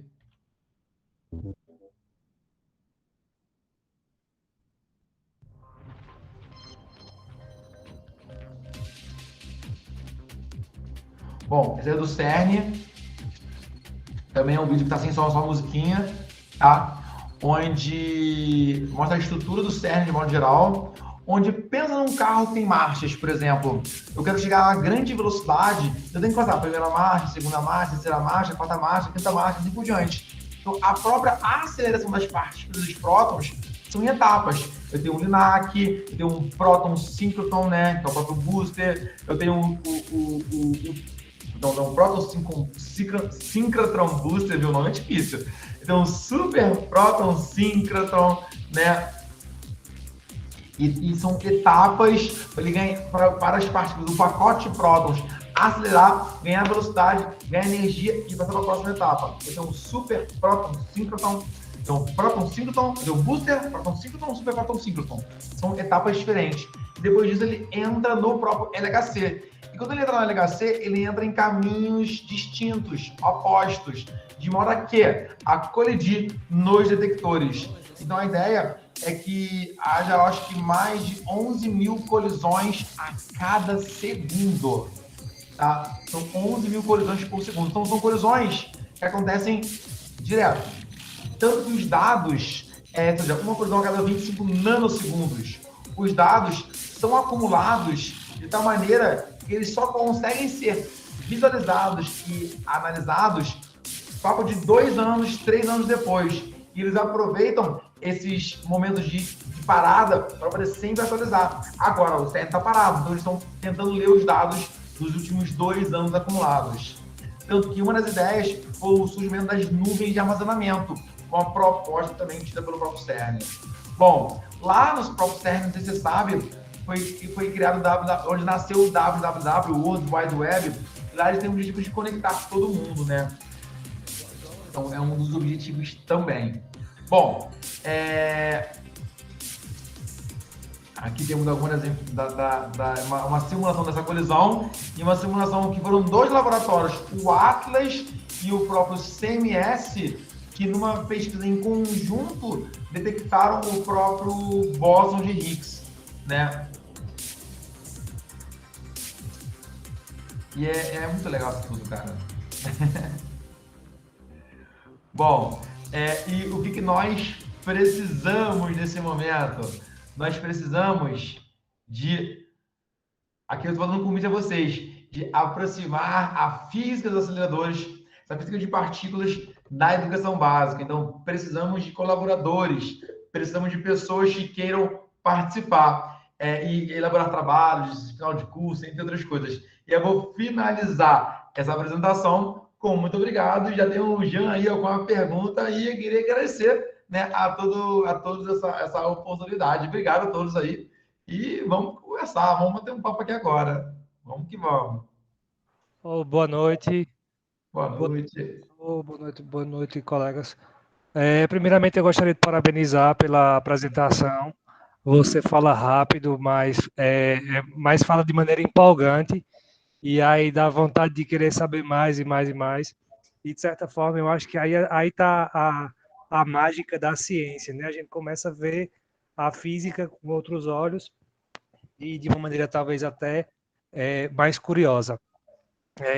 Aí eu percebi também que, dentro de todas essas tecnologias, dos investimentos de pesquisa aí, recentemente, não trazendo para o lado político, mas assim de como o senhor vê a questão do investimento na pesquisa, né? Recentemente a gente tem acompanhado nos noticiários cortes nas verbas voltadas para essas entidades aí de pesquisa. Aí eu queria saber como é que esses cortes impactam nesse tipo de pesquisa e como é que o Brasil é visto pelos países afora, né, pela comunidade científica, levando em consideração que desenvolve atividades similares, né? Como é que o nosso país, com toda essa tecnologia, como é que está sendo visto é, em outros ambientes, né? Não, perfeito. Vamos nessa, ó. Assim, estamos vivendo num momento um pouco de trevas para a ciência, para a educação, de modo geral, né? Um momento de muitos cortes, né? De corte nas bolsas, de corte nos investimentos, nas universidades, nas questões básicas, necessidades básicas, né?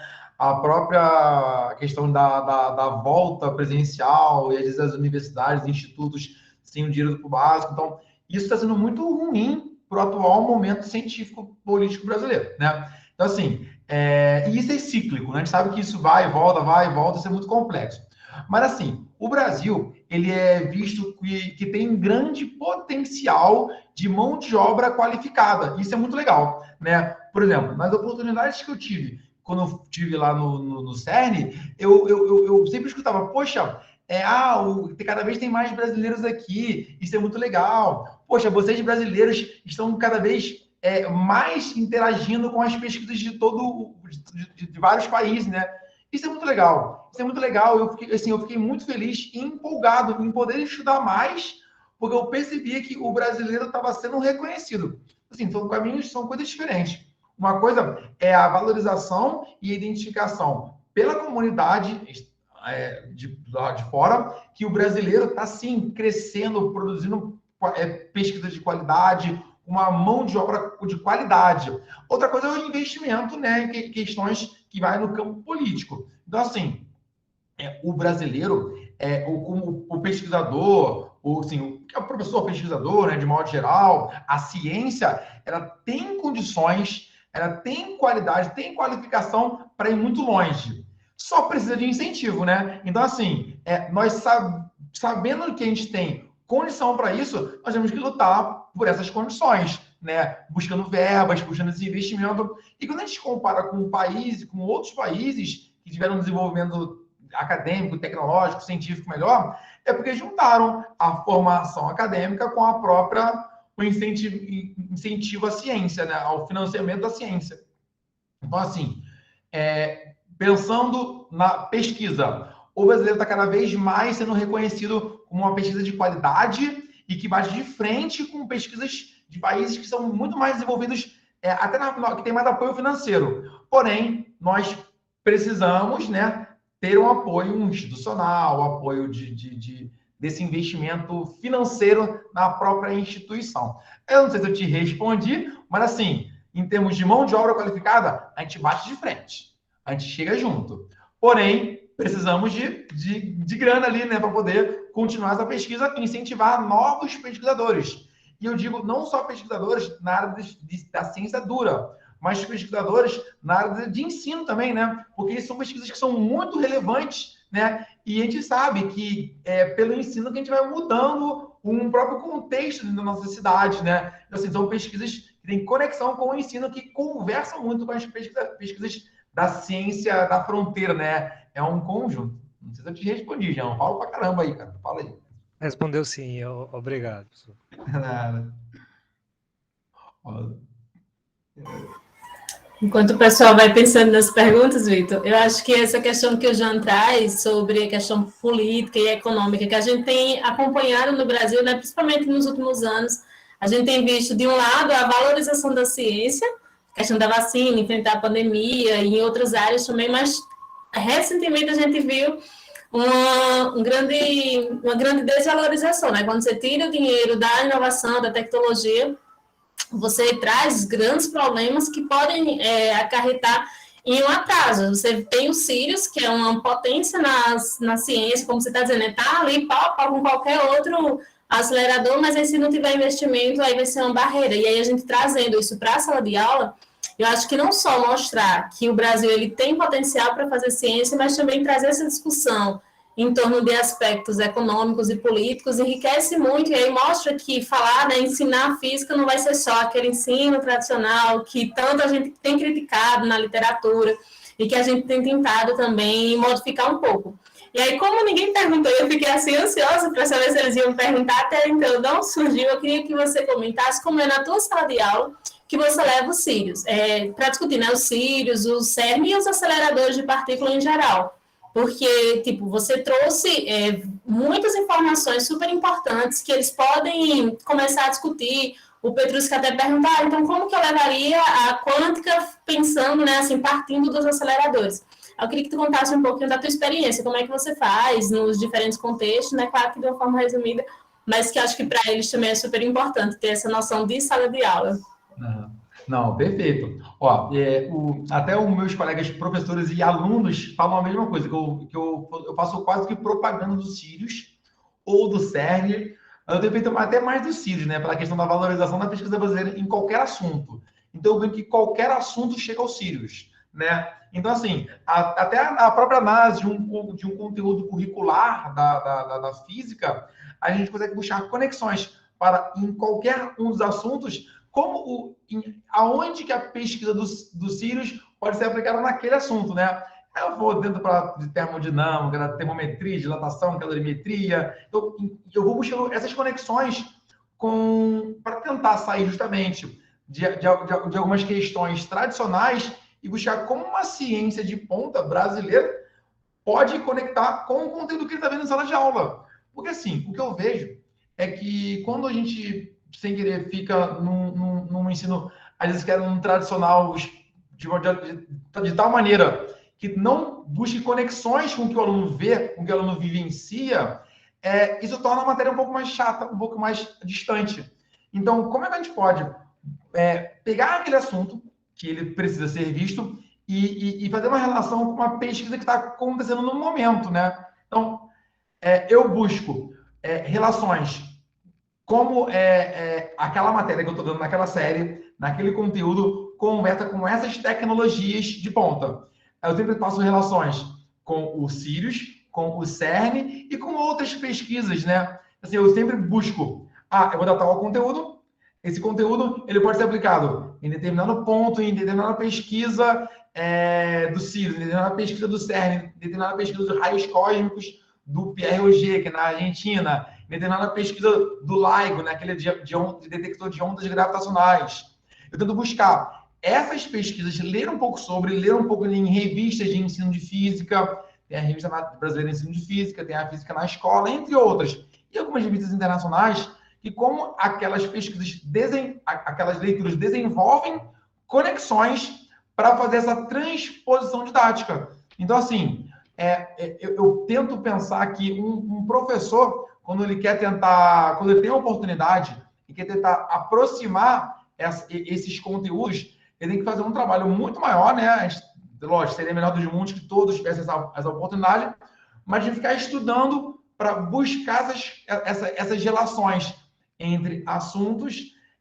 Por exemplo, na própria aceleração, eu consigo falar de mecânica, eu falo de eletromagnetismo, eu busco relações com a própria física quântica, eu falo de relatividade, quando eu falo da velocidade relativística, eu busco relações da temperatura que tem que ter próximo do vácuo, eu falo de pressão, eu falo da própria relação comparando pressões. Então, assim, como é que eu posso fazer essas conexões dos conteúdos curriculares, que às vezes alguns ficam presos aos conteúdos curriculares, dependendo do tipo de escola, dependendo do tipo de abordagem, e como buscar aquelas relações com as tecnologias que estão bombando no momento.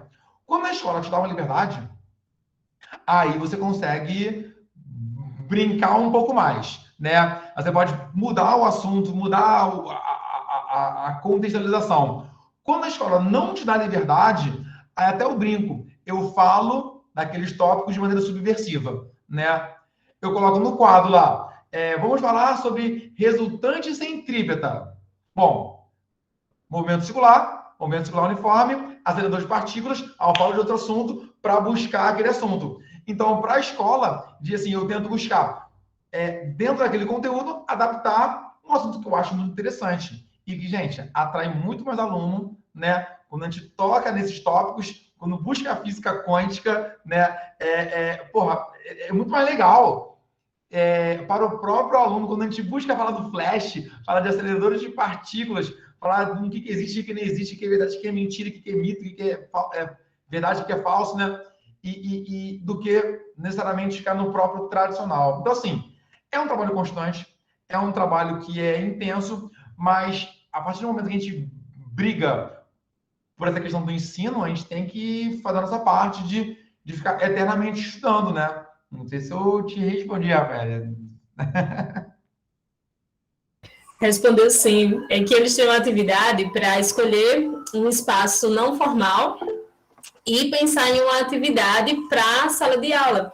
E aí, uma das questões é porque, como a gente está na pandemia, vários lugares eles não estão conseguindo visitar. E eu disse, não, então é possível você utilizar uma visita, né, virtual, que a gente até comentou antes, ou contextualizar, como você trouxe, né, vários aspectos dos CIRI, vídeos, e aí montar a sequência, só que aí, como você falou, dá um pouco mais de trabalho nesse processo de transposição didática, você tem que encaixar dentro de um conteúdo, é diferente de você utilizar uma visita técnica. Quando você vai para a visita, já tem algo preparado para você, você vai ter monitores, você vai ter toda uma estrutura a seu dispor, e aí você organiza a partir dali. E quando não, aí tem todo esse planejamento do professor que é necessário a gente fazer para nem fugir do conteúdo programado, mas aí também utilizar disso que acaba realmente motivando os alunos. Você consegue conectar séries que eles conhecem, né, como The Big Bang, falar do Flash, que cativa, mas aí depois faz o gancho com os aceleradores e já mostra para que serve. Depois pode, como o Jean colocou, questionar, né, discutir essa questão política e econômica, e aí você vê que tem uma discussão bem completa, mas que também não é aleatória. A gente precisa, né, ter esse planejamento e fazer a transposição didática. Isso é muito legal. Aí tem outra coisa que eu queria que tu também contasse. Eu sei que é fora da nossa realidade, da minha, nem, certamente a gente não ia conseguir, mas eu lembro que você mencionou que levou os alunos para o CERN. E aí, claro, que teve um contexto, teve ali, né, a questão financeira envolvida, mas eu queria que você mencionasse como foi a atividade. Foram para o CERN, né, teve a viagem, que canta e tudo mais, mas aí depois, quando voltou, ou antes, como é que foi esse preparo? Porque por mais que não seja uma realidade nesse momento de estar visitando museus, vários estão realmente fechados, mas certamente em algum momento, né, depois da disciplina, que seja, mas eles vão poder ter essa oportunidade de levar para uma praça, na Bahia eles têm um programa de praças de ciência. Alguns já até o pessoal deteriorizou, já se acabou, outros ainda estão em construção, mas aí tem praças de ciência, tem museus, em algumas cidades tem até bem mais investimento, tipo Salvador, tem 4, 5 espaços que dá para utilizar. E aqui tem gente de várias cidades. Eu queria que você comentasse um pouco para eles começarem a perceber como que é possível utilizar. A gente já falou de usar de uma forma através do planejamento do professor, mas é agora em relação à visita técnica, como assim, né? Contasse um pouquinho como foi. Sim, ó. Eu tive a oportunidade, assim, primeiro eu sempre me preocupei em levar para tentar tirar o aluno da sala de aula, né? Nem que as minhas primeiras preocupações eram te levar para o pátio. Levava para o pátio, fazia queda livre, fazia alguma coisa, aí tentava trazer ele levar experimento. Então, assim, essa preocupação de sempre trazer, fazer algo fora da sala de aula para tornar um pouco mais lúdico. Aí eu comecei a levar em museus de ciências, né? Eu buscava os museus de ciências que estavam no entorno perto das minhas escolas. E aí, uma das escolas que eu trabalho, né? Quando eu fui fazer a visita ao CERN em 2017, a visita técnica, eu fiz uma proposta de elaborar um projeto de física de partículas para o ensino médio. E aí apliquei esse projeto, e aí eu fiz uma sequência de aulas semanais, que era do mês de fevereiro ao mês de setembro, ao mês de outubro. E aí eu percebi que nessa, assim, foi, eu acho que o ano que eu mais estudei, né? Que eu tinha que aprender coisa que eu não tinha nem noção, que mesmo tendo feito faculdade, gente, a gente não para de estudar nunca, tá? É só uma dica, né? Assim, isso é muito legal também, né? E aí, assim, aí chegou um momento das aulas, em junho, mais ou menos, que eu percebi que os alunos começavam a pensar, poxa, tem como a gente visitar? Tem como a gente ir lá no CERN? Eu falei, não sei, gente, não sei, vamos ver. E aí eu comecei a baixar a lista de presença e percebi que era viável, que tinham, sei lá, 20 pessoas interessadas em visitar o CERN. Opa! Aí eu entrei em contato com uma empresa, tudo bem, que é uma escola que era uma escola particular, no Rio de Janeiro e tal, né? Que é uma escola que tinha classe bem colocada financeiramente, os alunos, né? Eu que não tinha, mas os alunos tinham. Aí eu falei, opa, vamos ver no que dá, né? E aí eu entrei em contato com uma empresa para ver, se a passagem for tanto, se a visita for tanto, como é que vai ser? Dá tantos reais, vamos organizar a viagem. Quem quer ir para a viagem para o Sirius? Para o CERN. 31 alunos fecharam o pacote. Então, em 2018, eu fui com 31 alunos ao CERN, né? Aí eu fiquei uns dias em Lisboa, que assim, meu curso, eu fiquei um período em Lisboa e um período em Genebra. Aí eu fiquei um pouquinho, eu fiz mesmo o negócio do curso, eu fiz um pouquinho em Lisboa, depois um pouquinho em Genebra, né? Aí ficamos 12 dias visitando o CERN, né? Com 31 alunos. Foi mágico, né? De levar os alunos tinham 14 a 17 anos, passando 12 dias inseridos em museu de ciências, inseridos em laboratórios tipo CERN. Ficamos dentro do CERN, 3 dias inteiros, né?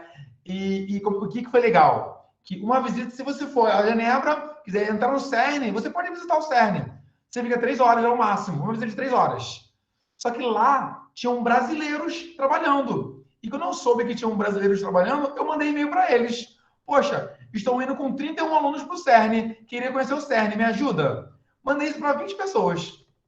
Alguns me responderam. O que eles fizeram? Eles se organizaram lá e montaram uma atividade de 3 dias para mim, né?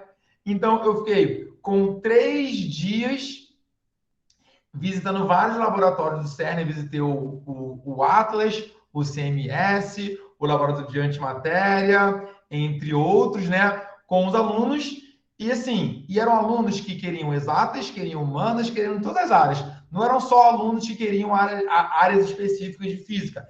Isso que é legal. Tinha uma aluna que queria fazer psicologia, hoje em dia ela faz. Tinha uma que queria fazer jornalismo. Isso que é legal, né? Trazer outras áreas para a viagem. Nesse mesmo ano, 2018, eu fui com 20 alunos para o Sirius, com outros 20 alunos. No ano seguinte, em 2019, eu fui com outros alunos para o CERN de novo, mais 24 alunos. E em 2019, eu fui com outros 20 alunos para o Sirius. Ou seja, no total, eu fui com 55 alunos para o CERN e 40 alunos para o Sirius, né? E alunos de ensino médio. Então, assim, foi uma oportunidade incrível que, até hoje, isso foi 2018, 2019, estamos no final de 2021, eu tenho um contato desses alunos, eles compartilham tudo comigo, que eles veem de ciências, mesmo assim, eles mudaram a visão da ciência de modo geral. Alguns escolheram ir para as ciências de modo geral, de física, engenharias, outros que foram para outras áreas, eles são grandes defensores da ciência. Então, assim, eu vejo como uma grande oportunidade que eu tive de compartilhar essa oportunidade que eu tive com os meus alunos, né? E isso, no próprio ano de 2017 e para o ano de 2018, motivou a participar da criação da escola Síncroton para professores, né? Então, assim, essa oportunidade de levar alunos levar alunos para aula de campo, levar alunos para atividade, para ele ver a ciência fora da sala de aula, botar a mão na ciência, fazer a mão na massa, tentar fazer eu fiz um projeto de montar um acelerador de partículas com Lego. Tipo, não deu certo não, mas ficou todo mundo tentando lá, brincando com bolinha, com imã, não sei o quê. Então, assim, tentar fazer brinquedos com aceleradores de partículas, tentar fazer esse tipo de sugestão. Então, assim, foi uma grande oportunidade de compartilhar. Foi uma realidade um pouquinho diferente, né? É uma viagem cara, né? Eu mesmo não pagaria de novo, mas daí, como fui com a escola, eu fui no pacote, né? Eu estava alemão lá. Mas, assim, foi uma grande oportunidade. Eu posso até depois compartilhar o link da viagem. Tem um vídeo da viagem que é um videozinho com os alunos de como é que foi essa viagem, né? Eu posso compartilhar com a professora Rafaela e ela compartilha com os alunos. Estou até aqui pegando aqui agora esse vídeo para depois jogar para ela. Se quiser, pode até colocar aqui quando acabar a aula, não sei, né? Se dá para compartilhar. Tem fica à vontade. Se só autorizar, sim ou não, Rafael, diga aí. Pode compartilhar, Vitor, fica à vontade. Não, é legal, porque é como você falou, né? Independente de ter sido, claro que uma viagem para fora do país, você estando no ensino médio, vai marcar a realidade dos alunos, mas certamente os que foram para os Sírios e tiveram a oportunidade de estar no acelerador, de ver como que se produz ciência, é muito relevante para os estudantes. Eu já levei também para museus, espaços de ciência, espaços que discutem energia, e eles ficam realmente encantados, porque só em sair da sala de aula, de ter essa motivação para explorar a ciência de uma forma prática, acho que já, assim, né, motiva demais. E aí, quando você se depara, né, em algo super tecnológico, cheio de informação, que tem um universo de possibilidades de explorar, e certamente os alunos eles ficam realmente encantados. E aí, claro, a nossa aula fica, acho que bem mais dinâmica. Eu, pelo menos, quando eu falo dos Sírios, tipo, não importa o conteúdo, é igual o que você falou, não importa o conteúdo, você consegue colocar os Sírios lá, e eles vão lembrar. Então, você faz um momento, né, mais dedicado, onde se discute, seja presencial, como você fez, ou como foi feito aqui na sala, né, discutindo, trazendo vários recursos, mas serve de referência, para independente, ficar temporal. Vai usar como referência. Lembra quando eu falei de Sírios, que eles também discutem a agricultura? Aí vai lá, traz o exemplo de como analisa a amostra do adubo, disso e daquilo. Então, acho que enriquece muito o processo de ensino. E aí, consequentemente, de aprendizagem também. Exato, é isso. Ó, o vídeo que eu tenho aqui é um vídeo de 4 minutos. Você que manda. Pode dar um play aqui? Pode, acho que, gente, se vocês tiverem mais alguma pergunta, a gente está caminhando para o final, então, enquanto vai passar o vídeo, vocês pensam aí, se tem algo que vocês queiram perguntar para o Vitor, porque aí depois a gente vai se despedir dele, tá? Para eu tirar algumas dúvidas da atividade, depois que a gente encerrar. Pode passar, Vitor. Ó, então deixa eu só compartilhar aqui a guia, um minutinho só.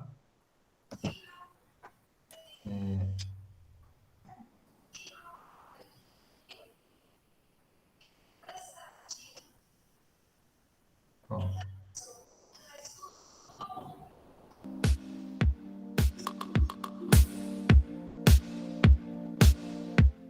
O projeto CERN começou no início do ano e a gente vem tendo palestras todas as terças-feiras sobre física moderna e sobre um pouco do que a gente vai ver lá no CERN.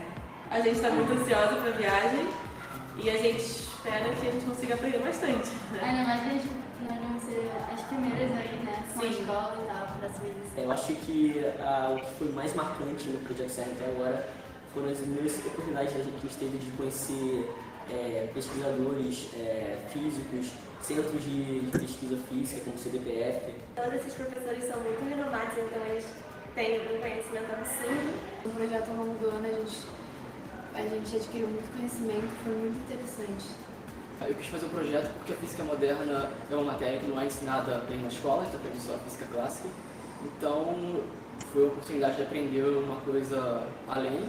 E foi muito bom porque a gente palestra de vários físicos importantes do Brasil e ensinaram várias coisas que normalmente a gente não iria aprender. Então, acho que foi muito bom para expandir os horizontes da física. Então, o Projeto CERN, eu acho um projeto muito bacana que a escola trouxe para incentivar os alunos a conhecerem mais a física, porque a física não é só cálculo, essas coisas, tem toda a filosofia por trás. Eu acho isso muito bacana. A escola trazer vários outros palestrantes, pessoas importantes desse rumo para cá, para expandir mais o conhecimento do aluno, para não ficar preso só às matérias que tem na escola, matemática, essas coisas. Eu decidi participar do projeto do CERN porque é um projeto mais diferenciado que, poucas escolas tem essa oportunidade, principalmente de viajar para fora e conhecer o CERN. Eu achei muito interessante a proposta, como é uma coisa muito diferente do que a escola estava propondo, e eu gosto muito de física, então também acho que foi um jeito de expandir os meus conhecimentos. Eu acho que a viagem também foi um fator que é muito legal, sabe? A gente poder fazer uma viagem internacional para a escola, para conhecer um lugar super importante e tal. Uma viagem muito boa, poder conversar com os especialistas de perto. Realmente aprendi bastante sobre as partículas. Muito interessante conhecer o trabalho deles, ver diretamente como é que eles fazem. E acho que o que mais me impressionou lá foi o tamanho do laboratório, de tanta gente cooperando. Foi, acho que, o mais diferente que tinha. Também a visita à ONU, ver aqueles salões imensos, com onde tem as discussões, foi realmente fantástico. O projeto CERN foi sucesso total. Foi muito legal, os alunos gostaram muito, conversaram com diversos pesquisadores que foram alunos de prêmio Nobel, pesquisadores com uma grande formação.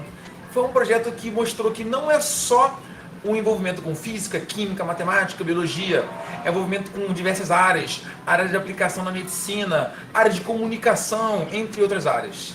Os alunos receberam um certificado de participação do projeto e o certificado incluía a visita às aulas de campo. E com isso, conseguimos adeptos e parceiros para continuar esse projeto no ano de 2019.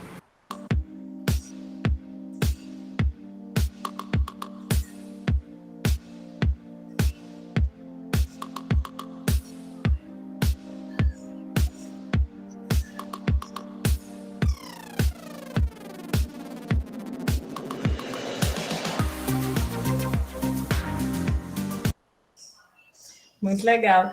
E eu achei legal também no início do vídeo, gente, que os alunos eles já vão logo destacando, né, que houve, né, um preparatório para ir para o CERN. Então, tinham palestras sobre física moderna, para que quando eles chegassem lá, eles tivessem noção do que está tratando. Então, não dá para você também escolher um lugar, vamos para o CERN ou vamos para um museu aqui da cidade, sem ter esse preparo. E aí também foi algo que a gente já vem falando, né, você precisa preparar o terreno para que não se torne um passeio. Obviamente, tiveram momentos de passear, de conhecer Portugal, né? No caso, Lisboa, também conhecer um pouco de Genebra, mas estando dentro do CERN, eles precisam saber para que está lá. E aí, fica muito claro na fala dos meninos, né, que eles tinham essa noção que ia ter contato com a física moderna, que iam conhecer espaços dentro do CERN, os laboratórios, e eles destacaram, né, a gente conversou com pesquisadores de renome, teve esse contato próximo com quem faz ciência. Então, para que eles se sentissem confortáveis, eles precisavam estar preparados para isso. E aí no vídeo vai mostrando, né, momentos de palestras, que o Vitor até mencionou aqui no chat, que convidou alguns professores e pesquisadores para discutir, e certamente, se a gente for falar, Vitor, quais foram as dificuldades que você teve? Ele vai listar um monte, eu sei que sempre tem, né? E pelo menos ele teve a possibilidade de mais 3 professores com ele para fora, claro que teria que ser, né? Acho que ele sozinho, os pais nem iam deixar, quando é local. Pode falar, Vitor. Então, assim, a cada 10 alunos era um professor, né? Foram 31 alunos, então cada professor ficou responsável por mais ou menos 10 e eu por 11 alunos, né? Tomando conta. Então, assim, às vezes os pais me ligavam no meu celular, eu tive que habilitar a ligação internacional, a escola pagou essa diferença, né? Para poder receber, tomar conta de 31 adolescentes em outro país. Gente, assim, foi um pouco desesperador, assim, foi um pouco, para ser bem sincero mesmo, assim. Imagine. Mas deu certo, todo mundo voltou, né? A ideia era...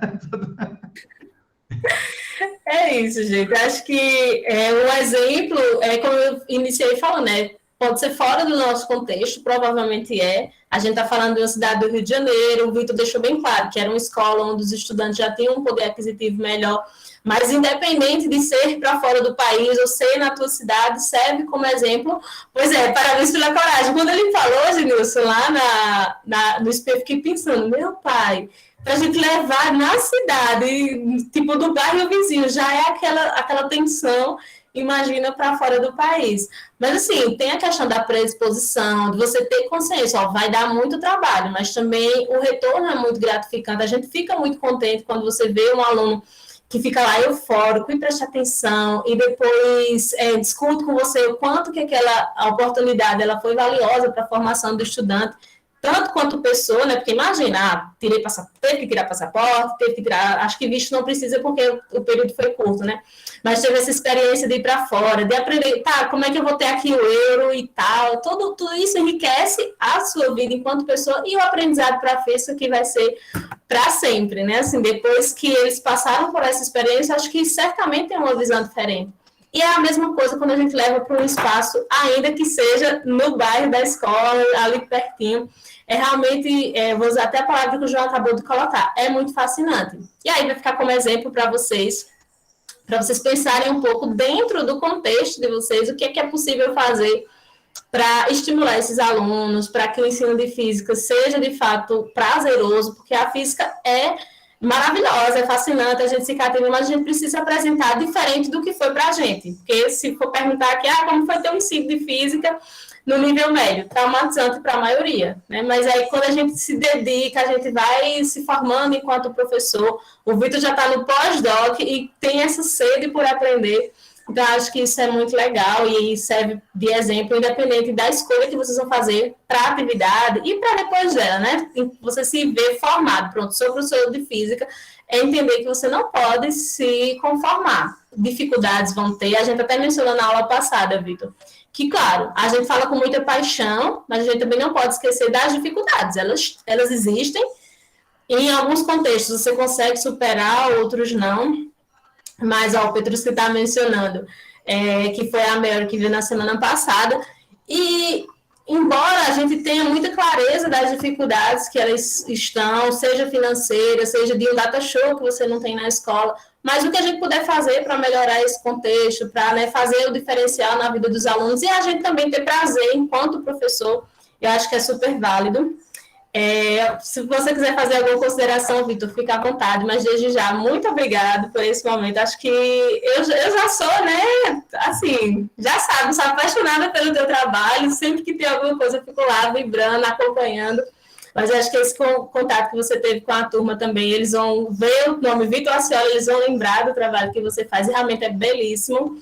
E eu só tenho a agradecer por você ter aceitado o convite. E agora, suas palavras finais. Meu Deus, vamos lá. Primeiro eu gostaria de agradecer, né, Rafael? Obrigado mesmo por essa oportunidade. Eu estava ansioso também, né? Porque você sempre fala muito bem da sua turma, né? Então, assim, eu estava meio, caramba, como é que vai ser? E assim, eu preparei com carinho, né, essa apresentação, ainda mais sabendo que era um curso de licenciatura, né, licenciatura em física, então assim, que eu queria compartilhar o máximo nesse tempo curto. Eu falei para ela, me dá 5 horas que eu falo 5 horas, né, se deixar eu não paro de falar, né, então assim, eu tentar fazer um resumo do que eu fiz e queria agradecer e falar para todos os alunos, né, graduandos, licenciandos, vocês têm que, primeiro, assim, acreditar em vocês, que vocês podem fazer a diferença na vida de vocês, na vida dos seus alunos, e que, assim, é um curso de oportunidades, mas que tem tudo para dar certo. Assim, eu sou um eterno defensor do ensino, né, da educação de modo geral, e são alunos que me motivam, né, tipo assim, eu acho que é isso, é buscar você dá enxergar no aluno o olhinho brilhando, né? Uma maneira de continuar brigando pela ciência, pela física, pela aproximação, pela contextualização e não parar nunca, né? Então, assim, gostaria de agradecer a todos. Eu li aqui vários comentários. Obrigado, tá, gente? E obrigado pela oportunidade. Quando tiver outra oportunidade, só contar comigo que eu apareço de novo. Obrigado, gente, a todos aí, tá? Muito obrigada, Vitor. Pessoal, a gente está chegando ao fim. Alguns eu sei que quer tirar dúvida comigo, então vocês podem ficar, mas estão liberados aqueles que já se deram por satisfeitos. A frequência é com a palavra Sirius, é só escrever a palavra Sirius aqui no chat. Vitor, você está liberado também. Muito, muito obrigada, certo? Precisando, a gente está à disposição. E certamente eu vou te chamar de novo para um outro momento, seja na licenciatura ou no ensino médio. Você agora devo estar sempre te convidando, porque eu sei que você fica feliz também em mim. E é isso, por mais que a gente tenha trabalho, a gente está ali sempre arrumando mais. Então, muito obrigada, tá? Vai descansar, que eu sei que teu dia foi puxado. E eu vou ficar aqui com a turma tirando as dúvidas da atividade. Obrigadão. Obrigado, gente. Tchau, tchau a todos. Petruski, eu acabei de verificar também essa questão da aula. Eu já tinha tentado antes atualizar, não sei porquê. Não deu erro, né? Até então eu venho gravando as aulas, não tem esse problema.